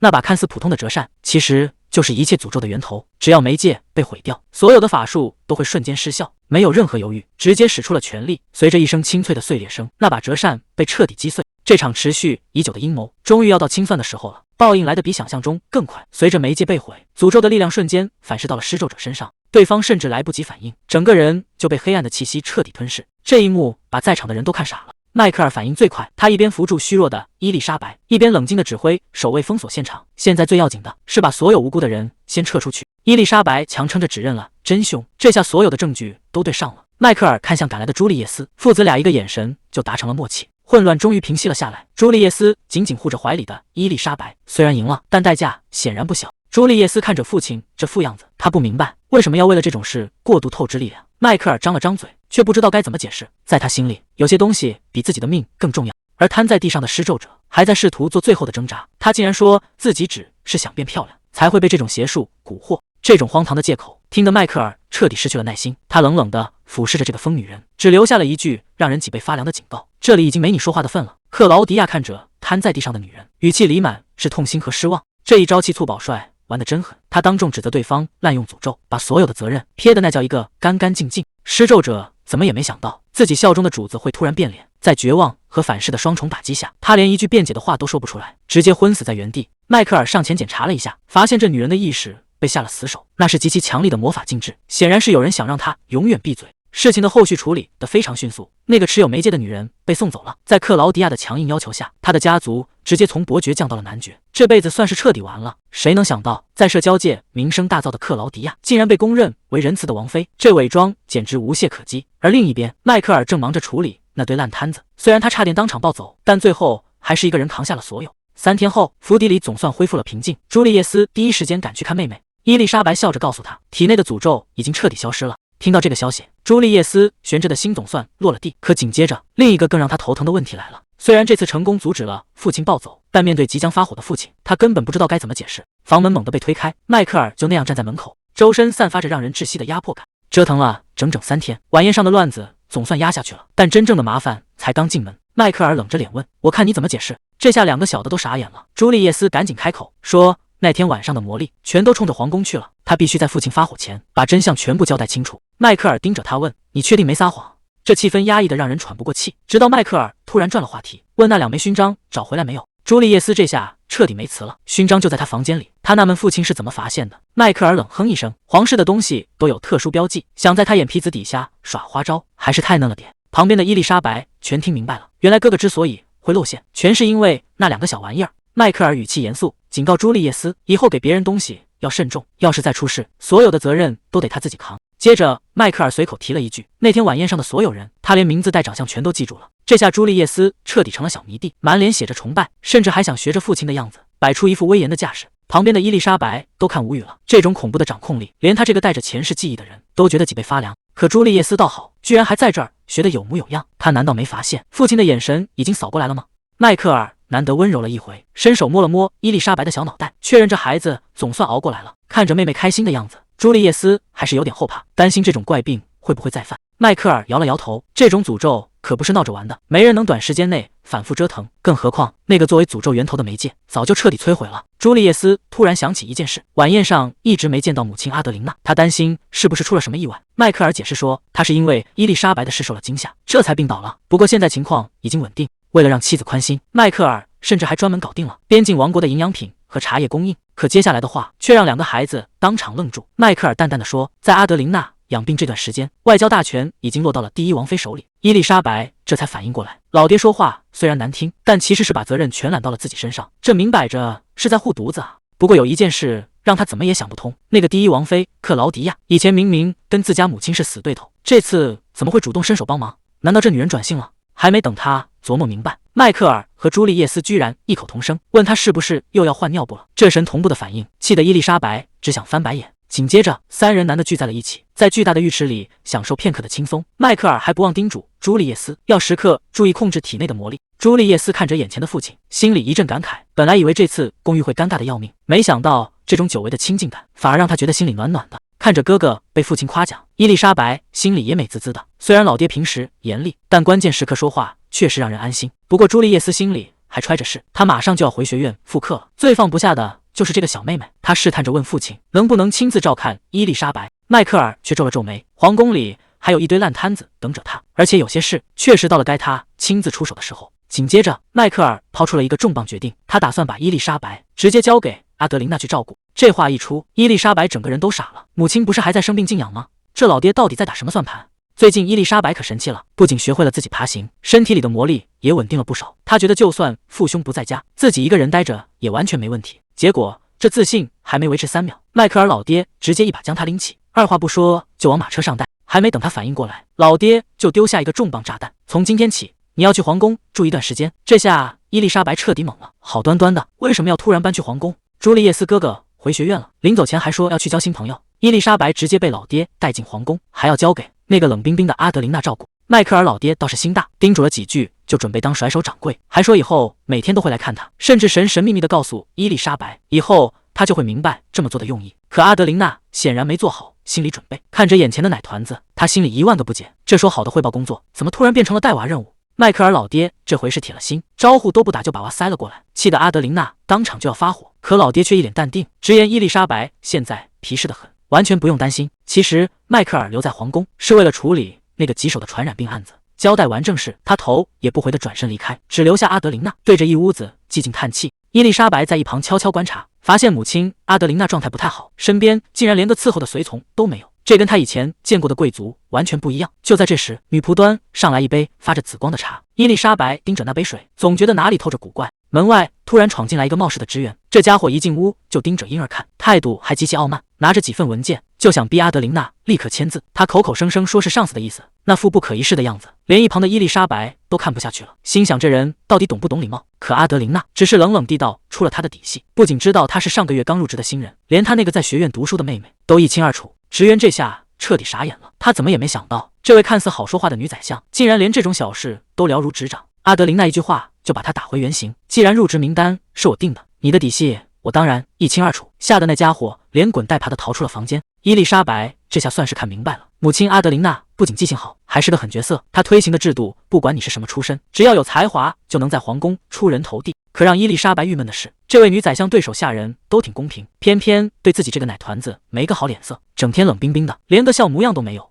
为了引起注意，伊丽莎白索性爬上办公桌，对着一份文件就开始指指点点。她发现这上面有个致命的错误，急得哇哇大叫，想提醒对方。结果阿德琳娜根本没领情，反而觉得这娃是在捣乱，冷冷的让女仆赶紧把人抱走。女仆吓得魂都没了，一边道歉一边把伊丽莎白强行拖走。阿德琳娜盯着那份被弄脏的文件，眼神突然变得锐利起来。难道这孩子刚才真的看出了什么？谁能想到，阿德琳娜仔细核对后发现，文件上的数字竟然真的错了。这下连旁边的女仆都坐不住了，直呼伊丽莎白是个天才。阿德琳娜嘴上说着只是巧合，可心里却泛起了涟漪。她一直坚信，只要有才华，不管是平民还是婴儿，都是国家最宝贵的财富。其实阿德琳娜自己也是平民出身，当年要不是迈克尔把规矩全改了，她根本没机会坐上宰相的位置，所以她比任何人都看重真本事。伊丽莎白总觉得气氛怪怪的。就在这时，迈克尔突然推门而入，他面色凝重地掏出一封信，这竟然是那位二王妃送来的请帖，指名道姓要邀请阿德琳娜和伊丽莎白一起去参加她的茶会。阿德琳娜一听就想推辞，说自己最近身子骨不行，实在没精力去应付那种场面。谁知迈克尔接下来的话让在场所有人都傻了眼。他淡定地表示，既然你身体不舒服，那我就亲自带着伊丽莎白去赴约。这话一出，连怀里的伊丽莎白都惊掉了下巴。老爹，这是认真的吗？在贵族圈子里，所谓的茶会可不是为了喝茶，这地方表面上风平浪静，背地里全是情报交易和拉帮结派。说白了，这就是一场没有硝烟的战争，谁能在这儿站稳脚跟，谁家就能掌握话语权。今天伊丽莎白也要正式踏入这个战场，虽然她现在还是个奶娃娃，但气势上绝对不能输。不过最让人纳闷的是，老爹迈克尔居然也跟过来了。虽然还是个奶娃娃，但伊丽莎白已经有了自己的班底。萨拉性格直爽，索菲更是忠心耿耿。不过迈克尔派他们过来，其实还有一个最扎心的原因，那就是亲妈阿德琳娜。带娃水平实在是让人不敢恭维，看着她那副优雅喝茶的样子，谁能想到她连孩子都抱不利索？要是真让她带，伊丽莎白这小命怕是悬了。话说回来，迈克尔这次非要亲自出马，估计也是因为他在圈子里没啥朋友，所以这次茶会就是他唯一的翻身机会。为了扩展人脉，伊丽莎白这次可是盛装出席。可还没等她进场，外面的流言蜚语就已经满天飞了。这群贵族夫人聚在一起，正忙着嚼舌根呢，说阿德琳娜这个宰相生了重病，现在的风头全被第一王妃抢走了。瞧瞧这位王妃，众星捧月的站在中间，俨然成了王国的中心，而阿德琳娜的位置似乎岌岌可危。更过分的是，居然有人公开嘲讽，说瓦尔策家的人根本不懂优雅，请他们来参加茶会简直是自降身段。这还没进门呢，火药味就已经这么浓了。看来今天的这场硬仗比想象中还要难打。克劳迪亚还在那儿装模作样，口口声声说爱民如子，底下的贵族夫人们也跟着演戏，一边拍马屁，一边还不忘背后捅刀子。他们正嚼着舌根，说瓦尔策公爵是个像魔神一样的暴力狂，还假惺惺的同情阿德琳娜，说她嫁给这种男人真是不幸。就在这群人说得起劲的时候，正主直接推门进场了。这一身红披风配上这压倒性的气场，刚才还叽叽喳喳的会场瞬间死一般寂静。迈克尔冷冷的开口说，是应王妃的邀请，他带着女儿正式露面了。这下全场都傻眼了，谁能想到这个传说中的魔神怀里竟然还抱着个奶娃娃？迈克尔这一露面，直接把全场给镇住了。他大方方地介绍，这就是他的宝贝女儿伊丽莎白。更让大家没料到的是，这位传说中的冷酷公爵竟然和女儿穿了同款亲子装，这反差萌简直绝了。刚才还在嚼舌根的夫人们，这下全都没了脾气，一个个盯着可爱的伊丽莎白，心都要被萌化了。迈克尔可没心思管这些，他径直走到克劳迪亚面前，礼貌地打了个招呼，感谢他的邀请。这下压力全给到了王妃这边。面对这个不按套路出牌的男人，他到底会怎么接招？克劳迪亚一开口就想给个下马威，他皮笑肉不笑地提醒迈克尔，这可是专门给女士们准备的茶会，言外之意就是你一个大男人来凑什么热闹？迈克尔根本不吃这一套，他当众反驳说，邀请函上只写了同等级别可以派代表，可没说非要是女的才能来，这逻辑简直无懈可击。伊丽莎白在怀里听得一愣一愣的，原来老爹是专门钻了邀请函的空子，硬是带着他闯了进来。克劳迪亚被对的没话说了，只能勉强维持着笑脸，摆摆手让他们自便。这第一回合交锋，迈克尔完胜，伊丽莎白也没想到这关过的居然这么容易，看来只要脸皮够厚，逻辑够硬，这群人也拿他们没办法。伊丽莎白可不是来喝茶的，她指着桌上的黄玫瑰，指挥老爹开启了挖墙脚计划。第一步就是要从王妃身边的人下手。迈克尔心领神会，顺手摘下那朵花，径直走向了王妃的亲信。这突如其来的举动让对方整个人都愣住了。迈克尔一边把花递过去，一边不紧不慢地补了一刀，说他记得对方的丈夫曾夸过自己的妻子就像小花一样迷人。这套糖衣炮弹打下来，对方哪受得了？拿着花站在原地，半天说不出话来，显然已经被这对父女给彻底收买了。看着自家亲信这么快就倒戈，坐在一旁的克劳迪亚脸色已经开始挂不住了。这场社交战才刚开始就火药味十足，黛博拉坐不住了，他真是哪壶不开提哪壶，表面上在关心伊丽莎白的魔力测试，背地里却故意提起公爵的妻子，还阴阳怪气地说那是种可怜的病。这话一出，原本热闹的茶会瞬间死寂。伊丽莎白听得清清楚楚，这个女人在羞辱她的母亲，甚至还在质疑她的血统，就在这时，迈克尔的眼神彻底变了，这下真的要出大事了。阿德林内在堆积如山的资料里发现了一个惊人的秘密，竟然有人给第一王妃送去了魔兽材料作为祭品。更让他不敢相信的是，那个从不社交的迈克尔居然破天荒的去参加了茶话会，这背后肯定没那么简单。就在这时，迈克尔那边已经彻底炸了，他死死护住怀里的伊丽莎白，眼神里全是藏不住的杀气。他一字一句地质问：“你刚才到底说了什么？”黛博拉还没意识到危险，居然还敢理直气壮的顶嘴，质疑伊丽莎白的发色，暗示这孩子来路不明。这不明摆着是在挑衅吗？迈克尔根本不给他继续的机会，直接当众宣布：“这孩子长得跟我的妻子一模一样，谁要是再敢有异议，后果自己掂量。”这气场瞬间把全场都给镇住了，哪怕是睁眼说瞎话，现在也没人敢放一个屁。就在这时，克劳迪亚摇着扇子发话了，邀请迈克尔父女入座。可怀里的伊丽莎白心里只有一句话：我真的不想过去啊。黛博拉这下彻底坐不住了，她当众指责迈克尔是个野蛮人，觉得这种人根本没资格坐在这么尊贵的位置上。可克劳迪亚连头都没抬，只是优雅的摇着扇子说：这正是我的意思。一句话就把所有的反对声全给堵死了。坐在旁边的伊丽莎白一眼就看出了其中的门道，在这场茶话会上，谁理主人，敬谁才是真正的老大。看来这选人的标准，谁可深着呢？就在气氛降到冰点的时候，克劳迪亚突然合上折扇，吩咐侍从换上邻国大使送来的茶叶。这明摆着是要换个话题，重新掌控全场的节奏。随着紫色的茶汤倒入杯中，刚才的火药味瞬间散去，黛博拉的马屁拍得震天响，对着克劳迪亚一顿猛夸，听得旁边的伊丽莎白白眼都快翻到天上去了。就在黛博拉说的正起劲时，伊丽莎白突然出手，桌上的小蛋糕划出一道弧线，精准的塞进了对方嘴里。这下全场都傻眼了，刚才还滔滔不绝的嘴，瞬间被堵得严严实实，气氛尴尬到了极点。迈克尔倒是淡定的很，他面不改色的护着女儿说：别介意，孩子只是太喜欢这里的甜点了。克劳迪亚摇着扇子微微一笑，随口说了句：这只是小孩子胡闹。可他那深邃的眼神分明是在警告所有人，这场戏还没演完呢。克劳迪亚看着调皮的伊丽莎白，话里有话的感叹了一句：这孩子可真够活泼的，不像我家的公主，平时那叫一个安静稳重。伊丽莎白听着这些虚伪的客套，心里却在盘算皇室那点破事。大王后的女儿远在海外，二王后的2个王子又从不露面，这皇位的继承权恐怕早就乱成一锅粥了。克劳迪亚显然没打算收手，又开始拿伊丽莎白的身体说事，暗示这孩子病恹恹的，恐怕难成大器。谁也没想到，迈克尔直接甩出一个炸雷，他当众宣布，伊丽莎白之所以这样，是因为她身上带着诅咒。这话一出，全场瞬间死一般的寂静。克劳迪亚的眼神立刻变了，他死死盯着迈克尔，这种皇室禁忌，你竟然敢在这里说出来！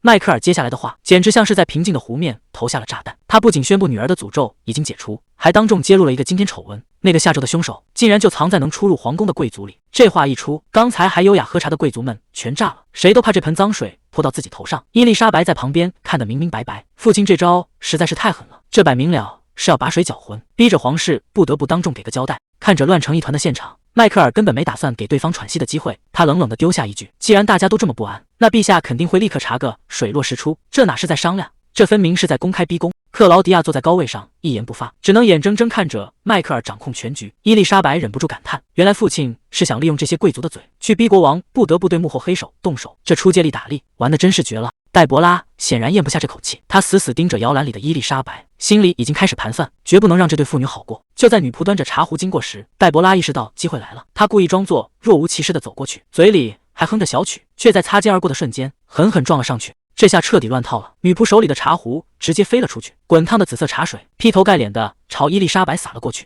谁也没想到他会在这时候下手，伊丽莎白被吓得大叫一声，眼看那滚烫的液体就要落下，这要是烫实了，后果简直不敢想象。就在这千钧一发的时刻，阿德琳娜突然站了出来，她死死盯着黛博拉，语气冰冷地质问：你到底对这孩子做了什么？眼看就要穿帮，黛博拉反手一指，把锅全甩给了旁边的女仆，说是下人笨手笨脚才出了错。可怜的女仆被吓得够呛，只能低头认罪，把这莫须有的罪名给扛了下来。但这拙劣的演技根本瞒不过伊丽莎白的眼睛，这事儿绝对没那么简单。黛博拉肯定私下威胁了女仆，在这个地方，身份低微的人永远是牺牲品。阿德琳娜故意把话挑明，在皇宫里伤了贵族孩子，这可是死罪。但如果这事儿闹大了，丢的可是克劳迪亚皇后的脸面。克劳迪亚也是个聪明人，为了保住茶话会的名声，只能顺着台阶往下走，改口说要把女仆带回去重新管教。死里逃生的女仆赶紧谢恩，虽然命是保住了，但这皇宫里的明争暗斗才刚刚露出冰山一角。伊丽莎白这下算是彻底服了，不愧是帝国的宰相。阿德琳娜刚才那番话气场全开，直接把全场都给镇住了。可还没等大家缓过神来，阿德琳娜就冷冰冰的丢下一句要回去办公。眼看阿德琳娜就要这么走掉，伊丽莎白急得直接叫出了声：这当爹的怎么一点不开窍，赶紧给我追上去啊！迈克尔1秒钟都不想多待，随便找了个孩子太小的借口就带着伊丽莎白先走一步了。这冷淡的态度让在场的贵妇们面子都有点挂不住。黛博拉为了讨好克劳迪亚，赶紧凑到他身边，阴阳怪气的吐槽迈克尔，说他简直是个没礼貌的野蛮人。克劳迪亚表面上客客气气，说会向皇帝转达这份忠心，把黛博拉哄得心花怒放，以为自己这回是站对了。可谁能想到，克劳迪亚紧接着就变了脸，冷冰冰的甩下一句：“之前答应给你的礼物现在没了。”说完头也不回的走掉，只剩下黛博拉在原地彻底傻了眼。回到房间的阿德琳娜终于卸下了所有的伪装，她独自处理左手臂上的伤口。原本她根本不想去参加什么茶话会，在这个弱肉强食的世界，没有地位和权势，就只能等着被人踩在脚下。她比谁都清楚这个残酷的规则。就在这时，迈克尔抱着孩子出现在门外，他默默看着这一幕，心里总算确定了，原来他刚才真的受了伤。可阿德琳娜根本不在乎这些，只要伊丽莎白的魔力能恢复，这点代价对他来说根本算不了什么。迈克尔终究还是没忍住，他敲开房门，递给阿德琳娜一盒药膏，说这东西对烫伤很有效。阿德琳娜有些意外，忍不住吐槽他刚才反应太慢。结果迈克尔说出了一个惊人的秘密，当时他并不是不想出手，而是身体被某种魔法给困住了。在皇宫里竟然有人敢动用魔法。阿德琳娜一下子警觉起来，到底是谁有这么大的胆子，敢在眼皮子底下搞小动作？迈克尔摇了摇头，直觉告诉他现在查下去太危险，只能像以前一样继续保持警惕。伊丽莎白在一旁听得清清楚楚，看来这皇宫里的水比想象中还要深啊！发生了这种事，阿德琳娜还是有点担心，问迈克尔真的要把孩子留在皇宫吗？迈克尔却觉得现在的皇宫反而比家里更安全。他带来了一个最新的情报，克劳迪亚正准备大开杀戒，要把身边的亲信全部清理掉，甚至连一直拉拢的侯爵夫人也不放过。这局面简直是要变天了。不过这对他们来说反而是个机会，因为伊丽莎白的关系，他们现在和侯爵一家的关系非常稳固，只要能保住这份交情，接下来的祭典安保就出不了乱子。看着这两个人有商有量的样子，伊丽莎白在旁边默默观察，虽然他们脸上都看不出什么情绪，但这种默契的氛围，感觉这段婚姻好像也没那么糟糕。谁能想到，平日里冷冰冰的迈克尔竟然还有这么细心的一面。他叮嘱保姆，如果孩子醒了就喂点奶，说这可比洗澡要简单多了。阿德琳内在一旁都看愣了，这还是他认识的那个男人吗？以前他对待朱丽叶斯的时候，可从来没这么有耐心过。难道是因为这次是个女孩子？就连伊丽莎白也忍不住在心里吐槽，谁能想到传闻中的暴君带起娃来竟然这么有模有样，这反差实在是太大了。看着迈克尔离开的背影，阿德琳娜赶紧追问了一句，喂奶的时候是不是得先加热？为了照顾好孩子，阿德琳娜也是拼了，她想着既然自己没法喂奶，那就亲自动手煮点东西。看着眼前这冲天的火光，保姆吓得魂都飞了，赶紧冲上去抢过锅铲，生怕把整个皇宫都给点了。伊丽莎白在旁边看得直发愁，心里不停地祈祷，老爸你可快点回来吧。可此时的迈克尔正站在一片血泊之中，手里的长剑还在滴血，显然刚刚经历了一场极其惨烈的厮杀。他头也不回的离开，只冷冷的丢下一句，把这儿收拾干净。大清早一睁眼，朱丽叶斯就带着满身圣光出现了，这出场自带的闪光特效差点没把伊丽莎白给闪瞎。这还没到放假的日子，当哥哥的居然没去学院，难道是逃课了？朱丽叶斯笑着解释，他侍奉了国王的命令，专门来给妹妹做魔力测试的，毕竟那缠人的诅咒始终是个隐患。朱丽叶斯一开口就给妹妹戴高帽，说父亲夸他是百年难遇的天才，只要跟他说话，他就什么都能听懂。伊丽莎白表面上不动声色，心里却在犯嘀咕，这天才的人设虽然有点夸张，但对自己来说倒是个好机会，正好可以趁机多打探点消息。首席大法师潘德拉贡亲自坐镇，宣布魔力测试正式开始，这阵仗可真不小。朱丽叶斯收起了平时的笑脸，以代理家主的身份严肃应对。其实在这一事之前，伊丽莎白过得并不好，那时候她没什么魔力，在孤儿院里，只有魔力强的孩子才会被领养，而她只能眼睁睁看着别人被抱走。长大后，她拼命练习魔力控制，结果也只能在书库打杂，帮那些贵族处理文件。就算技术再好，没背景没家世，照样会被人看不起。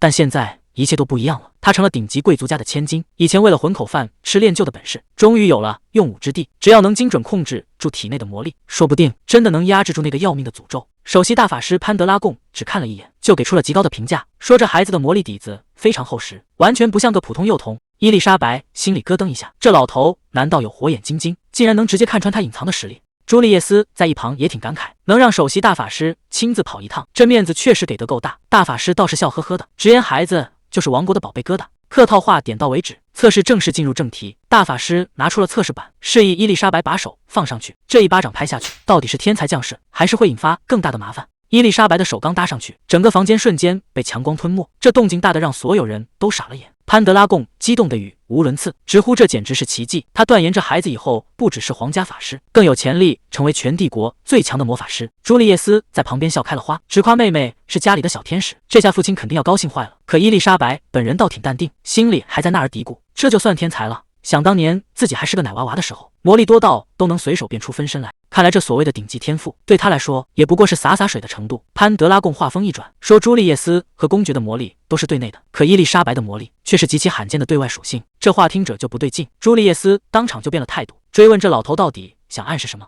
其实魔力分两种，一种是强化身体的本钱，另一种则是能改变周围环境的异能。通常一家人的属性都是一脉相承的。朱丽叶斯越想越觉得脊背发凉，原本以为妹妹只是天赋好，可现在看来，大法师显然是看出了什么不得了的秘密。难道伊丽莎白的力量根本不是什么上天的恩赐，而是某种危险的信号？伊丽莎白还在纠结记忆的事，迈克尔已经大步走上前，一把将她紧紧抱在怀里，当众宣布这孩子就是家族的血脉，谁也别想动摇他的地位。看到父亲突然现身，伊丽莎白刚才那点不安瞬间消失得无影无踪，整个人都赖在了他怀里。原本迈克尔今天该出门办事，结果马车在半道上出了故障，行程只能推迟到明天，但也正因如此，他才能在关键时刻赶回来。安德豪女儿，迈克尔转头看向旁边的潘德拉贡，语气虽然客气，但眼神里透着不容置疑的威严。首席大法师，咱们是不是该聊聊了？他看着怀里的女儿，语气里满是笃定。他说只要看一眼就能明白，伊丽莎白长得和阿德琳娜简直一模一样。潘德拉贡也跟着感叹，想起当年的阿德琳娜，那可是学院里最顶尖的天才，谁见了都要夸一句前途无量。可那都是过去的事了，在那个怪病出现之前，她确实是所有人的骄傲。但与其说是生病，倒不如说那是某种可怕的诅咒，彻底缠上了他。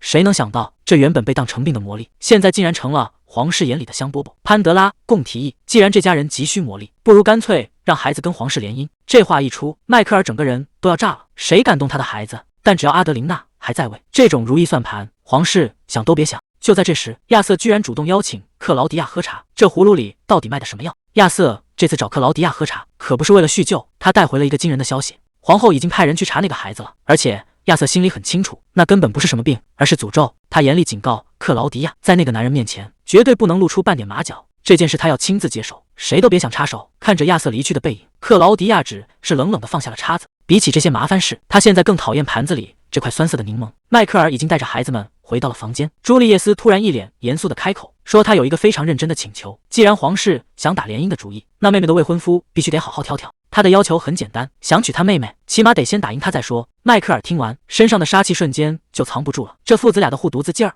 简直一模一样。看着这两个快要黑化的背影，伊丽莎白无奈地叹了口气，现在就开始挑女婿，是不是有点太早了？旁边的女仆更是看透了真相，照这父子俩的架势，自家小姐这辈子怕是都嫁不出去了。关于母亲阿德琳娜的秘密，迈克尔觉得是时候告诉儿子真相了。原来阿德琳娜小时候也和现在的伊丽莎白一样，深受那种坏死病的折磨，那根本不是普通的病，而是一种极其阴毒的诅咒。独自在书房的阿德琳娜其实一直活在恐惧里，虽然医生都说这东西不会遗传，但看着怀里的孩子，她最担心的噩梦终究还是变成了现实。在阿德琳娜眼里，大儿子朱利叶斯简直和迈克尔一模一样，那一头红发和强势的性格让他成了最合格的家族继承人。工作间隙，他总会忍不住去看儿子的脸，那是他引以为傲的希望。可轮到女儿伊丽莎白的时候，一切都变了。这个孩子有着和他过去一样的发色，只有阿德琳娜自己知道，那种潜藏在心底的恐惧有多深。他怕的不是死亡，而是如果这个孩子带着那股魔力长大，如果诅咒彻底爆发，他最怕的是自己最终会因为这份无法掌控的力量而恨上自己的亲生骨肉。看着手中的信件，阿德琳娜自嘲地笑了。曾经她也和那些抛弃她的父母一样，做过不少蠢事。那个被称为坏死病的诅咒，原本是要带走她的命。她之所以能活到今天，是因为她用全身的魔力换了这条命。但也正是因为她变成了一个没有魔力的普通人，才让她有机会遇到迈克尔，拥有了一个真正的家。迈克尔朝她伸出手，语气坚定地邀请她，希望她能成为自己的助力。这一刻，阿德琳娜终于不再是那个被诅咒阴影笼罩的妻儿了。在贵族圈子里，有一种被称为无魔力者的人，他们为了从死神手里抢回一条命，不得不耗尽全身魔力作为代价。可对于那些视魔力如命的家族来说，失去力量的人就等同于废物，会被毫不留情地放逐。朱利叶斯这才反应过来，原来母亲阿德琳娜也曾经历过这种被抛弃的绝望。迈克尔冷冷地补充道，虽然他帮阿德琳娜夺回了地位，但那个曾经羞辱他的家族已经被他亲手彻底铲除了。在他看来，这种只看重魔力的蠢货根本没资格自称贵族。眼下最要紧的是解决阿德琳娜魔力枯竭的问题。既然提苏亚在那边有研究，那就必须让他把好东西都交出来。迈克尔正忙着处理家族事务，阿德琳娜就带着最新的检测报告推门而入。谁能想到，还在襁褓里的伊丽莎白体内的魔力竟然强得惊人。看着哥哥朱利叶斯宠溺的眼神，伊丽莎白心里却翻起了惊涛骇浪，因为没人知道她其实带着前世的记忆，在那个已经过去的生命里，是阿德琳娜呕心沥血的培养，才让她一个平民孤儿爬到了宫廷高位。可结果呢？阿德琳娜被世人唾弃成恶女，而她自己也因为一丁点魔力都没有，整天活在别人的嘲讽和白眼里。这一世，所有的不公和遗憾，似乎都要从这股强大的魔力开始改变了。伊丽莎白越想越觉得不对劲。根据她前世的记忆，母亲阿德琳娜经历的这些苦难背后，竟然隐藏着一个巨大的历史偏差。为了引起大家的注意，伊丽莎白拼命爬向母亲，死死拽住了她的裙角。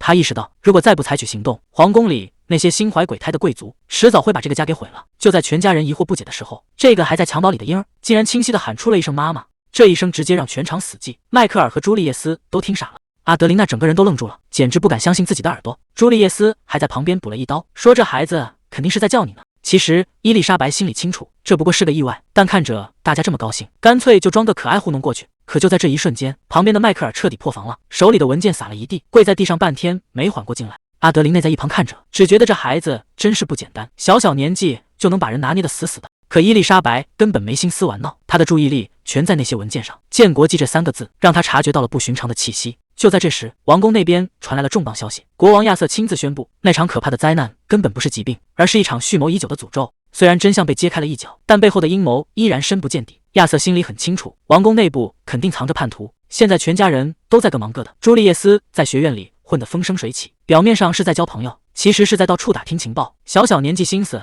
就这么深。迈克尔更是忙得脚不沾地，一边要筹备建国祭，一边还得抽空回来抱抱孩子。虽然累得不行，但一见到伊丽莎白就彻底没脾气了。至于伊丽莎白，她可没闲着，为了以后不被当成反派，她每天都在偷偷给自己加练。就在今天，她终于憋出了一股劲，靠着自己的力量站了起来。虽然只是迈出了一小步，但这孩子心里清楚，改变命运的计划已经正式开始了。伊丽莎白一边抱着奶瓶猛喝，一边还在心里给自己打气，光会站着可不行，得赶紧学会走路才算赢。书房里的阿德琳娜正忙得不可开交，手里的羽毛笔就没停过。可这孩子偏偏在这时候开始练习怎么叫人，这一声声哥哥爸爸叫出来，阿德琳娜听得一头雾水，完全搞不懂这小家伙在嘟囔什么。旁边的女仆赶紧打圆场，说小孩子乱说话很正常，这说明身体长得结实。阿德琳娜听完笑了笑，没再多想。可她哪能想到，这孩子壳子里住着的可是一个非常有主见的灵魂。就在王都局势动荡的时候，一位重量级人物进宫了，他就是卡尔边境伯爵，一个出了名严谨的老牌贵族。卡尔刚进书房想客套2句，迈克尔直接摆了摆手，让他别整那些虚的，有话直说。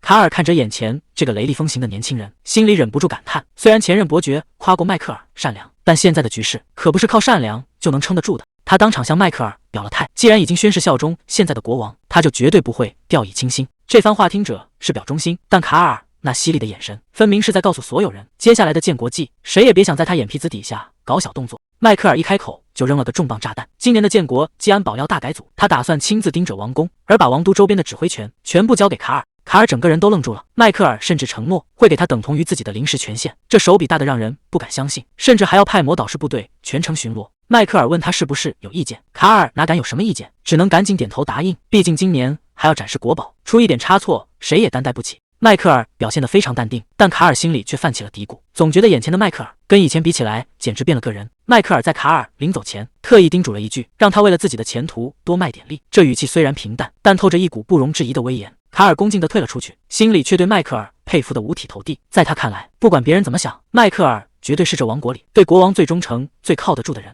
家里的气氛就轻松多了。朱丽叶斯正对着发光的埃里皮约小黄鸡说话，伊丽莎白还在为了怎么称呼父亲发愁。父亲大人这个词儿实在太绕口了，练习了半天还是说不顺溜。他坐在床上纠结的不行，既然叫妈妈可以叫妈咪，那叫爸爸是不是也能简单点？可一想到父亲那张严肃的脸，他又觉得还是得老老实实练习那个最难的称呼。朱丽叶斯随口提了一句，说父亲在王宫见到了边境伯爵，还说那位伯爵也要负责今年建国祭的安保。听到这儿，伊丽莎白心里咯噔一下，她突然想起前世在书里读到的记录，那是一段被鲜血染红的历史。在那场建国祭上，无数凶残的魔兽突然发动袭击，迈克尔当时杀红了眼，暴君这个名号在那一战之后彻底传开了。虽然魔兽最后被清理干净了，但倒霉的是王室成员也被卷了进去，现场乱成了一锅粥。伊丽莎白心里非常清楚，这场即将到来的意外就是瓦尔策家族走向毁灭的导火索。如果不能阻止这件事，那他们全家人恐怕都要跟着一起陪葬。5年才办一次的建国大典，皇室把压箱底的宝贝都拿出来了，就是为了显摆自己的权力。可谁能想到，这风光的背后竟然藏着灭顶之灾。在伊丽莎白的前世记忆里，皇室会在祭典上遭到袭击，而我父亲作为骑士团长，成了唯一的替罪羊。到时候整个家族都要跟着一起陪葬。为了保住全家人的命，我必须时刻盯着母亲，绝不能让悲剧重演。既然指望不上别人，我只能靠这副婴儿的小身板亲自出马了。谁知道刚费劲爬上凳子，侍女就扯着嗓子喊了起来，把全屋人都给惊动了。迈克尔还以为出了什么大事，直接破门而入，结果发现只是错过了。伊丽莎白站起来的一瞬间，看她那样子，肠子都要悔青了。不过现在可不是闹着玩的时候，听母亲的意思，那块关键的魔力水晶果然要被送去祭典当宝藏了。这可是前世悲剧的导火索。为了确保祭典万无一失，迈克尔决定亲自带队负责安保，把王都的防务交给了信得过的人。阿德琳娜也点头同意，她最近身体恢复得不错，打算帮着一起管理那些国家宝藏。就在这时，皇帝那边突然传唤，迈克尔只能丢下一堆文件，急匆匆的先走了。看着母亲的身影，伊丽莎白心里总算踏实了一点。之前她一直被老毛病折磨，吃药打针都不管用，好在换了这种净化诅咒的法子，只要每天吃下含有魔力的食物，她的身体就能慢慢好起来。只要母亲能恢复健康，这个家就还有希望。等一下，这辈子母亲身体健康，父亲的压力也小了很多，这说明我们已经占了先机，就算以后真的有怪物袭击，我们也绝对有能力应付。伊丽莎白趁机钻进母亲怀里撒个娇，阿德琳娜嘴上说着拿她没辙，还是把她抱到了办公桌前。伊丽莎白低头一看，桌上竟然放着一份秘密提案，上面还有皇家首席法师的签名。这可是加强皇宫结界的关键计划，只要能把这个落实，以后不管什么怪物突袭，都能稳稳地挡在门外。看来这一世的结局真的要彻底改变了。伊丽莎白吵着闹着要出门，其实就是想找个没人的地方偷偷试本事。侍女看伊丽莎白实在待不住，就提议带她去庭院里透透气。阿德琳娜虽然答应了，但还是反复叮嘱千万别走远。等到了草地上，伊丽莎白趁着侍女不注意，赶紧调动起体内的魔力，只要能掌握这股力量，以后遇到危险也能有个保障。可还没练多久，远处的老头神秘地叫来手下，非要在这个节骨眼上送出一封信。他说皇宫晚宴的消息传开了，瓦尔策公爵表现得特别热情，他要亲自准备鹿肉来招待大家。伊丽莎白沉思着，谁都知道鹿肉是父亲的最爱，他这么做明摆着是在公开拉拢我们家。可伊丽莎白越想越不对劲，父亲和这个老头以前的关系真的有这么好吗？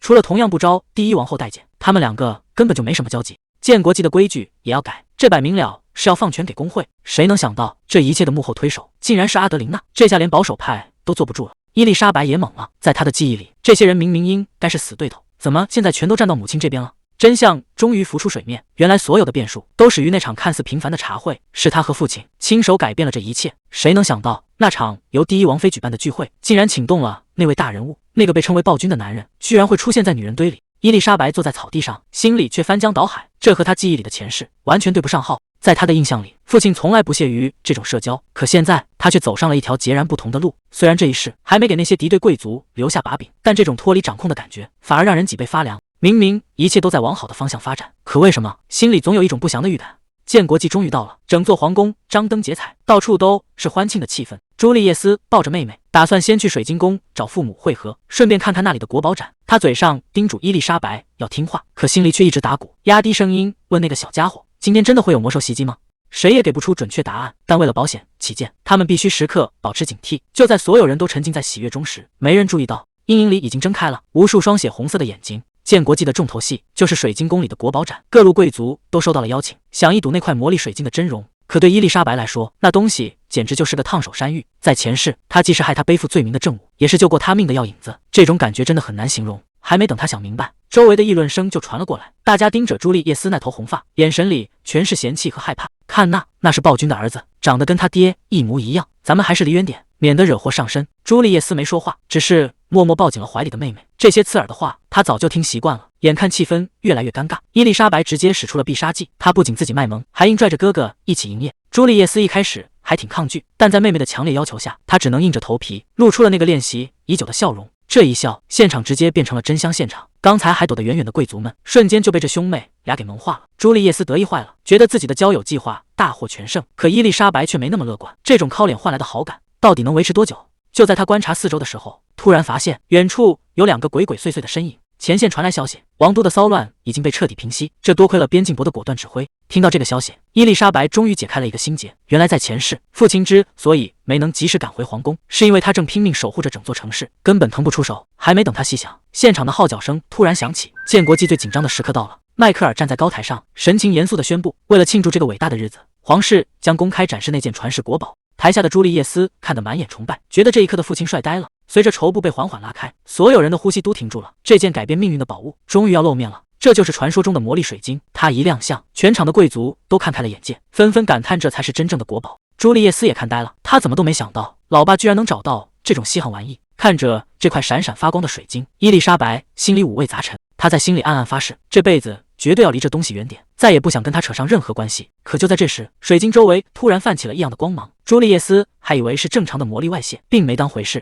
但伊丽莎白整个人都僵住了，这种阴冷又诡异的感觉，跟她中诅咒的时候简直一模一样。朱丽叶斯意识到必须立刻通知父亲，可偏偏这时候他被守卫拦在了门外。看折舞池里的人群，他心里越来越急。父亲身边唯得水泄不通，根本没机会靠近。按照前世的记忆，这里马上就会遭到魔兽袭击，但因为伊丽莎白的介入，事情的发展已经彻底失控了。真是冤家路窄，伊丽莎白一眼就认出来了，那个女人就是当初害她的人。关键就在她手上的镯子，那是所有魔力的源头。可还没等他们靠近，镯子上的宝石突然炸开了。朱丽叶斯暗叫不好，终究还是晚了一步。黑色的魔力瞬间吞噬了会场。更诡异的是，书里写的怪物明明是狼，可眼前出现的这些东西根本就是从地狱爬出来的怪物。骑士团已经全员戒备，本以为靠着这些精锐能把局面压下来，可谁也没想到怪物的力量还在不断膨胀。朱丽叶斯死护住伊丽莎白，在混乱中寻找父亲的身影。虽然暂时挡住了攻击，但他心里清楚，这只是暴风雨前的宁静。伊丽莎白突然反应过来，书里记载过，这种魔兽根本不是乱杀人，他们的目标只有一个，那就是王室成员。坏了，亚瑟还在那边，怪物已经盯上他了。眼看魔兽就要扑向阿德琳娜，伊丽莎白拼命释放魔力，可距离实在太远了，根本来不及阻止。就在这要命的关头，一道剑光直接劈开了黑暗，迈克尔挡在了最前面，冷冷地说了一句：“我绝不允许。”这怪物的力气大得惊人，但在迈克尔面前，他根本讨不到半点便宜。长剑死死抵住怪物的獠牙，局面瞬间反转。只要有他在，这怪物就别想再往前一步。随着一道强光闪过，那只不可一世的魔兽被当场斩杀。朱丽叶斯死护住怀里的妹妹，总算松了一口气。迈克尔第一时间确认亚瑟的情况：“皇上，您没事吧？”亚瑟点了点头。这次多亏了迈克尔及时赶到，否则后果不堪设想。但战斗还没彻底结束，迈克尔眼神一冷，对着全场下达了死命令：“所有人听好了，一个活口都别留，把这些怪物全部清理干净。”就在骑士团发起总攻的时候，伊丽莎白突然叫出了声：“哥哥快看，千万不能让他跑了！”朱丽叶斯抱着妹妹在人群里死命追赶那个身影。谁能想到，平时看着笨重的黛博拉夫人逃跑的速度竟然快得离谱，一眨眼就钻进了人堆里。伊丽莎白急得不行，可周围到处都是宾客，这时候要是动用魔力，肯定会引起大乱子。眼看对方就要消失在花园尽头，朱丽叶斯咬紧牙关，这女人绝对有问题。朱丽叶斯追到围栏尽头，本以为能抓到逃跑的黛博拉，可眼前的这一幕让她彻底愣在了原地。黛博拉竟然被人从背后偷袭了，那个黑衣人动作极快，死捂住了她的嘴。黛博拉拼命挣扎，却发不出一点声音。皇宫里竟然闯进了这么多怪物，但这在迈克尔眼里根本算不上威胁，他一个人就解决了一场灭顶之灾。守卫赶紧跑来报告，说宫里的怪物已经清理干净了。迈克尔只是淡淡的回了一句：“继续警戒。”周围的人都看傻了，不愧是传说中的战神，这手段确实让人后脊发凉。谁能想到，迈克尔刚才杀掉的竟然还有一只幼小的魔兽。虽然威胁解除了，但他满身的血迹和冷酷的眼神，把在场的贵族都吓得不轻。一名贵族大声质问迈克尔：“作为一个骑士，难道不知道对淑女礼貌一点吗？”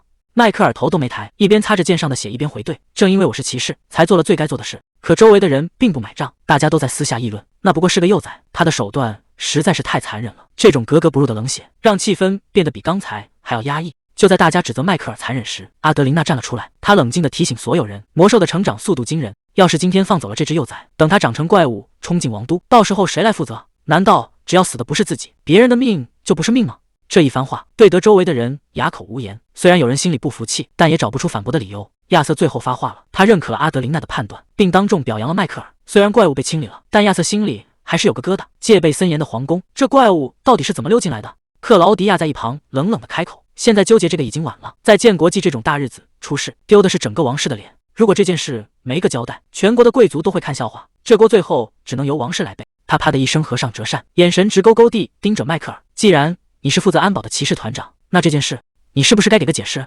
克劳迪亚当众发难，直接点名骑士团长迈克尔，非要他给个交代。毕竟魔兽闯进皇宫，这安保责任确实没法推脱。底下的人也开始跟着起哄。就在场面快要失控的时候，国王亚瑟一声令下，让全场闭嘴。他当众把话顶了回去。现在可不是追究责任的时候。更让人没想到的是，国王竟然把锅揽到了自己头上。这下克劳迪亚彻底没话说了。国王亚瑟当众宣布，不仅要亲自查明真相，还要把所有宾客都安顿在宫里。这招确实厉害，底下的贵族们纷纷叫好，觉得国王既大度又有担当。克劳迪亚在旁边听着，虽然心里100个不乐意，但现在也只能干瞪眼。可谁能想到，危险根本没有离开。就在皇宫的阴影里，朱丽叶斯正抱着伊丽莎白，迎面撞上一个黑衣人，对方手里还掐着黛博拉。朱丽叶斯注意到，那刺客手臂上缠绕着的全是诡异的黑魔法。伊丽莎白一眼就看穿了，被挟持的黛博拉只是诱饵，黑衣人真正的目的是来杀人灭口的。眼看对方要下死手，伊丽莎白再也藏不住了，直接爆发出一股强悍的魔力，硬生生把刺客给逼退。朱丽叶斯反应也很快，一边挡在前面，一边低声提醒他收敛点，要是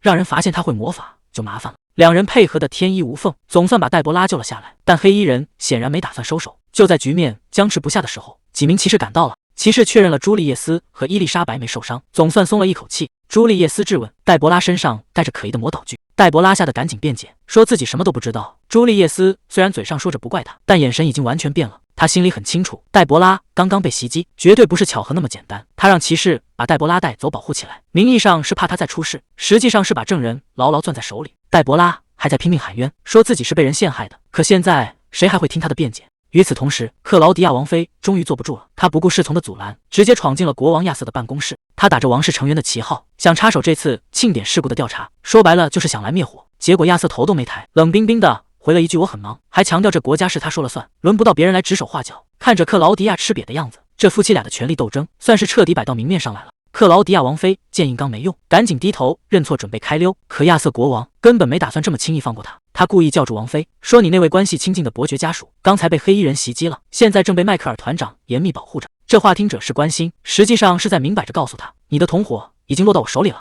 亚瑟冷淡地说道，现在宫廷魔法师也已经介入调查，魔兽袭击的真相很快就会查清楚。克劳迪亚也是个老狐狸，他先是假装一脸惊讶，接着还笑眯眯地向国王道谢，说有团长保护真是太让人放心了。迈克尔一回到家就开始严厉质问朱丽叶斯，他已经收到了报告，知道两个孩子在花园里遇到了袭击。朱丽叶斯刚想解释两句，就被迈克尔直接打断了。迈克尔觉得儿子是在藐视皇家骑士团，在那种混乱的情况下，他根本不该带着妹妹乱跑。迈克尔的话说得非常重，甚至骂他是个没脑子的笨蛋，说瓦尔策家族不需要这种在紧急时刻失去判断力的人。伊丽莎白在旁边急得想帮忙说话，可朱丽叶斯为了保护妹妹，二话不说直接跪在了地上，把所有的责任都揽到了自己头上。他大声道歉，说是因为自己的鲁莽才让妹妹陷入危险，愿意接受任何惩罚。可就在最后，朱丽叶斯还是咬着牙补了一句，他坚信当时跟着戴博拉绝对不是一个错误的决定。迈克尔警告朱丽叶斯，勇敢和鲁莽只有一线之隔，今天要是运气差点，他们兄妹俩谁都回不来。迈克尔的火气还没消，他盯着朱丽叶斯问，你到底是谁的儿子？怎么能蠢到这种地步？朱丽叶斯这下彻底没话说了，只能低着头小声认错，还主动提出会去向母亲道歉。旁边的伊丽莎白看气氛太僵，赶紧挥着小手想靠卖萌帮哥哥求个情，结果迈克尔根本不吃这一套，他语气冰冷地告诉朱丽叶斯，惩罚是免不了的，让他自己做好心理准备。看着朱丽叶斯老老实实跪在地上，谁都知道迈克尔这次是真的动了家法。本以为怪物袭击会闹得人心惶惶，结果亚瑟亲自坐镇，直接把局面给稳住了。他当众宣布，皇宫里肯定有内鬼，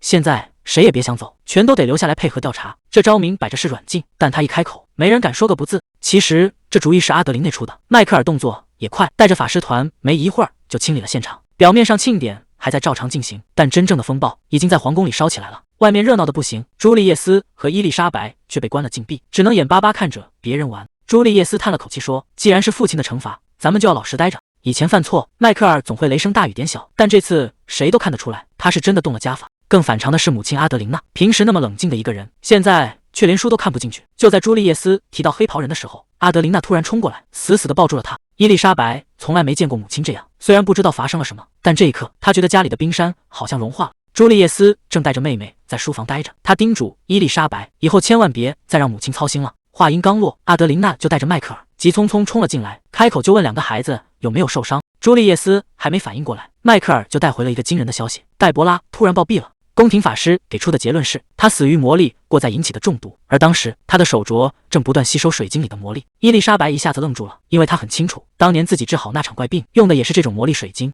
迈克尔搂住阿德琳娜，轻声安慰，他说孩子们天生魔力强大，绝不会像伯爵夫人那样因为体质不合就出意外。朱丽叶斯也赶紧解释，说他们根本没碰过戴博拉，连骑士们都检查过了，让母亲千万放宽心。等阿德琳娜情绪稳下来，迈克尔才开始询问细节。朱丽叶斯肯定的回答，那个手镯当时确实在疯狂吸收魔力。伊丽莎白在一旁听得真切，原来哥哥和他一样，也能看见那些流动的魔力。迈克尔压低声音说，那个手镯是宫廷内部的人给戴博拉的，现在消息已经被严密封锁，只有少数几个人知道真相。可怜的戴博拉到死都只是个棋子，整个家族都被贬为了平民。伊丽莎白心里很清楚，那个把手镯交给戴博拉的人才是真正的幕后黑手，但转念一想，皇宫里到处都是父亲的骑士，还有顶尖的法师守着，这种罪行应该没机会再发生了。就在这时，女仆过来询问，是不是该准备全家人的晚餐了。难得全家人能聚在一起，餐桌上的气氛终于轻松了不少。阿德琳娜看着小女儿问：“她现在除了喝奶，已经可以吃别的东西了吗？”女仆笑着回答说：“伊丽莎白最近胃口很好，正在尝试各种各样的辅食。”伊丽莎白大口吃着勺子里的美味，心里美滋滋的想：这顿饭简直太好吃了。迈克尔一边切着牛排一边念叨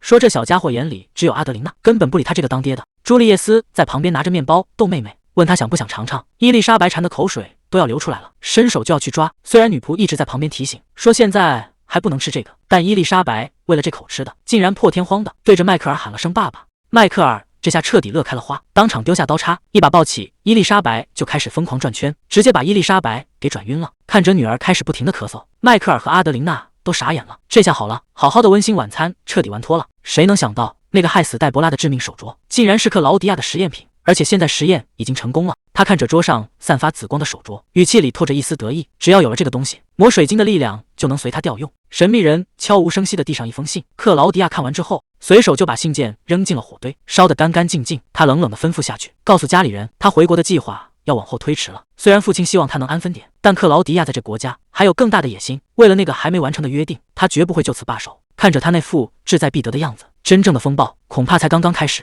谁能想到这小家伙成长速度这么快，不仅能下地走路了，甚至连说话都学得有模有样。朱丽叶斯正好放寒假，这下当哥哥的可算能天天陪着妹妹玩了。不过家里的大人可没闲着，父亲迈克尔一直在查那个召唤怪物的手镯到底是谁带进来的。虽然已经锁定了几个嫌疑人，但对方做的滴水不漏，现在根本拿不出决定性的证据。暗处有一双眼睛正死死盯着这个家。迈克尔提前赶了回来，还特意从皇宫带回一整箱魔石，说是要给伊丽莎白备着。朱丽叶斯有点纳闷，妹妹的诅咒不是已经解了吗？怎么还要用这么多魔石？原来迈克尔是担心她会像阿德琳娜那样，因为魔力枯竭导致身体垮掉。不过伊丽莎白心里倒是一点不慌，毕竟上辈子就是个没魔力的普通人，这种事她早就习惯了。迈克尔交代完就要赶紧回宫，临走前还不忘叮嘱，一旦出事立刻派人送信。这平静的日子下，总觉得还有更大的风暴在等着。朱丽叶斯想帮父亲分担家务，迈克尔顺势提议让他去皇宫附近的孤儿院看看。原来之前朱丽叶斯建议把学院的旧书捐给孤儿院，这事儿让母亲阿德琳娜赞不绝口。不过朱丽叶斯听得有点心虚，毕竟真正出主意的其实是那个正吃得香的妹妹。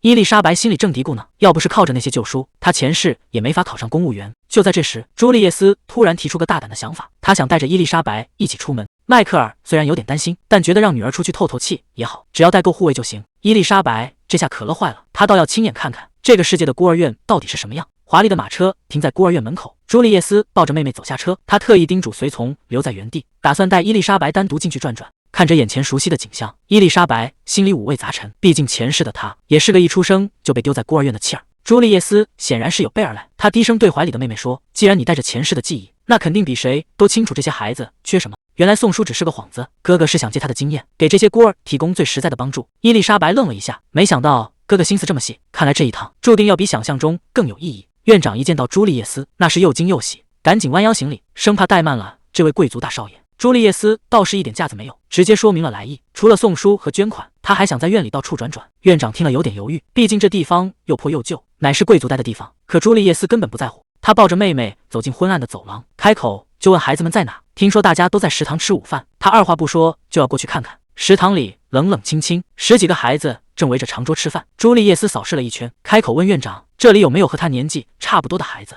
院长的回答非常干脆，他说没有，现在院里所有的孩子全都在这间食堂里了。这话一出，伊丽莎白感觉脑子里嗡的一声，这怎么可能呢？如果院长没有撒谎，那本该出现在这里的丽兹现在到底在哪？一个活生生的人，难道就这么凭空消失了？朱丽叶斯察觉到怀里的异样，轻声问了一句：“怎么了？”伊丽莎白现在满脑子都是问号，在她的记忆里，自己前世明明就在这家孤儿院生活，甚至连门口那个照顾她的女人都记得清清楚楚。可按照原本的时间线，她现在应该还没被家里人领回去才对，难道是重生的时间点出了差错？朱丽叶斯看她一直发愣，安慰说：“等回去问问父亲，以后有机会再带他过来。”就在准备上马车的时候，伊丽莎白突然被路边的一个招牌吸引了，那是一家很有名的豪华文具店。朱丽叶斯一眼就看穿了他的心思，笑着问他是不是感兴趣。伊丽莎白含糊的应了一声，没想到朱丽叶斯正好也想买点文具，这下不用纠结了，接下来的行程看来是要去店里逛逛了。朱丽叶斯兴致很高，抱着伊丽莎白就往文具店走，随从赶紧跟上来劝说，如果缺什么东西，直接吩咐一声，让人送家里去就行，没必要亲自跑这一趟。可朱丽叶斯根本不听，坚持说现在就要用，还让随从们就在门口等着。推开店门，里面摆满了各式各样的羽毛笔和账本，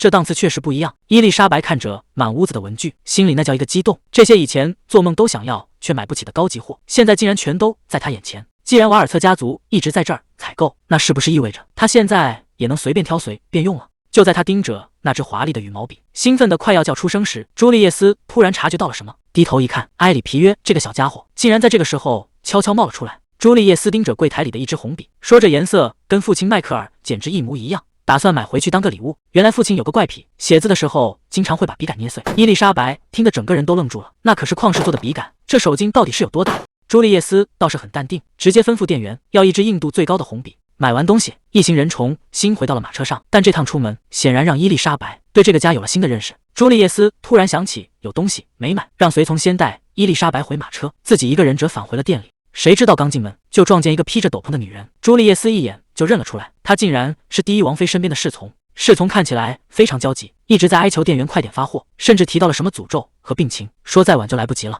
面对店员的推脱，他显然已经顾不上身份了，直言不管花多少钱都要把东西拿到手。店员最后还是松了口，答应就帮他这一次。侍从赶紧递上一封信封，千叮咛万嘱咐，生怕中间出什么差错。躲在盆栽后的朱丽叶斯看得真切，那信封上的文章分明属于利德尔男爵家。看着侍从匆匆离去的背影，朱丽叶斯心里明白，这背后的水恐怕比想象中还要深。疾病这两个字像重锤一样砸在朱丽叶斯心里，他意识到侍从隐瞒的事情非同小可，顾不得隐藏行踪，直接从店里冲了出来。守在马车外的守卫还没反应过来，就看到自家小主人一脸凝重。与此同时，马车里的伊丽莎白也察觉到了异样，那个披着斗篷离开的女人身上散发出的魔力波动极其诡异，这根本不是普通的生病，更像是某种不祥的预兆，绝对不能让她就这么跑了。靠着伊丽莎白的指引，朱丽叶斯在巷子里死死咬住对方。朱丽叶斯追进巷子深处，却发现地上只剩下一件深色斗篷。她捡起地上的衣服，心里很清楚，这件事已经超出了她的控制范围，必须立刻回去，把这里发生的一切告诉父亲。面对父亲的审问，朱丽叶斯连大气都不敢喘，这气氛简直比上战场还紧张。难道是因为绕路的事情被发现了？关键时刻还得看伊丽莎白的，她直接迈着小短腿，主动找爸爸要抱抱。这一声爸爸叫出口，谁的心能不化掉？刚才还一脸严肃的迈克尔，瞬间就没脾气了。看来在这个家里，只要搞定了老爸，就没什么是过不去的坎儿。谁能想到，这当爹的居然能徒手碎石，这力量简直离谱。伊丽莎白在旁边都看呆了。不过现在可不是感叹的时候。迈克尔话锋一转，开始询问朱丽叶斯在回来的路上到底发现了什么。原来他们在文具店撞见了一个鬼鬼祟祟的宫廷仆人，对方手里拿着一封信，上面的家徽非常特殊。朱丽叶斯一眼就认了出来，那是第一王后身边的人。而且最奇怪的是，那个仆人的样子完全变了，不仅看起来病恹恹的，连头发颜色都跟以前不一样。那个女人就像被诅咒了一样，竟然在众目睽睽之下直接凭空消失了。这事儿显然没那么简单。迈克尔意识到情况不对，决定立刻动身进攻。临走前，他特意叮嘱朱丽叶斯，万一出事就立刻去找母亲阿德琳娜。虽然心里装着正事，但他还是温柔的摸了摸伊丽莎白的头。而此时的阿德琳娜在书房里也有了惊人的发现，那个给皇宫送贡品的家族竟然和某个神秘商会有着扯不清的关系。皇宫最近明明没有远征，却在疯狂囤积恢复魔力的茶叶或药草，这摆明了是在做战争准备。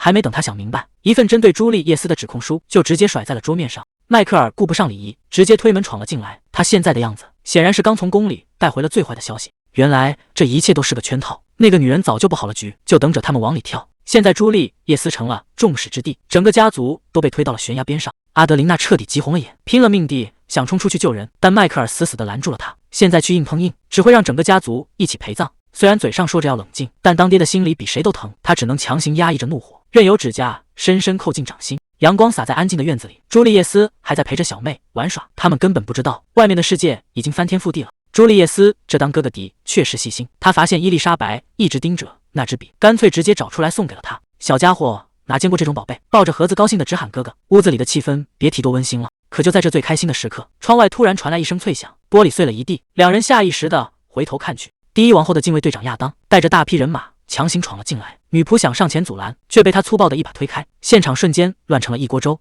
亚当当众宣布了一个荒唐的罪名，说朱丽叶斯杀害了王后的侍从，这明摆着是栽赃陷害，根本不给任何辩解的机会。朱丽叶斯还没反应过来，就被2名士兵死死按住。伊丽莎白在后面哭着喊哥哥，这下朱丽叶斯是真的危险了。朱丽叶斯还想据理力争，说证据不足不能随便抓人，可亚当根本不听这些，他冷笑着问，你难道还想反抗吗？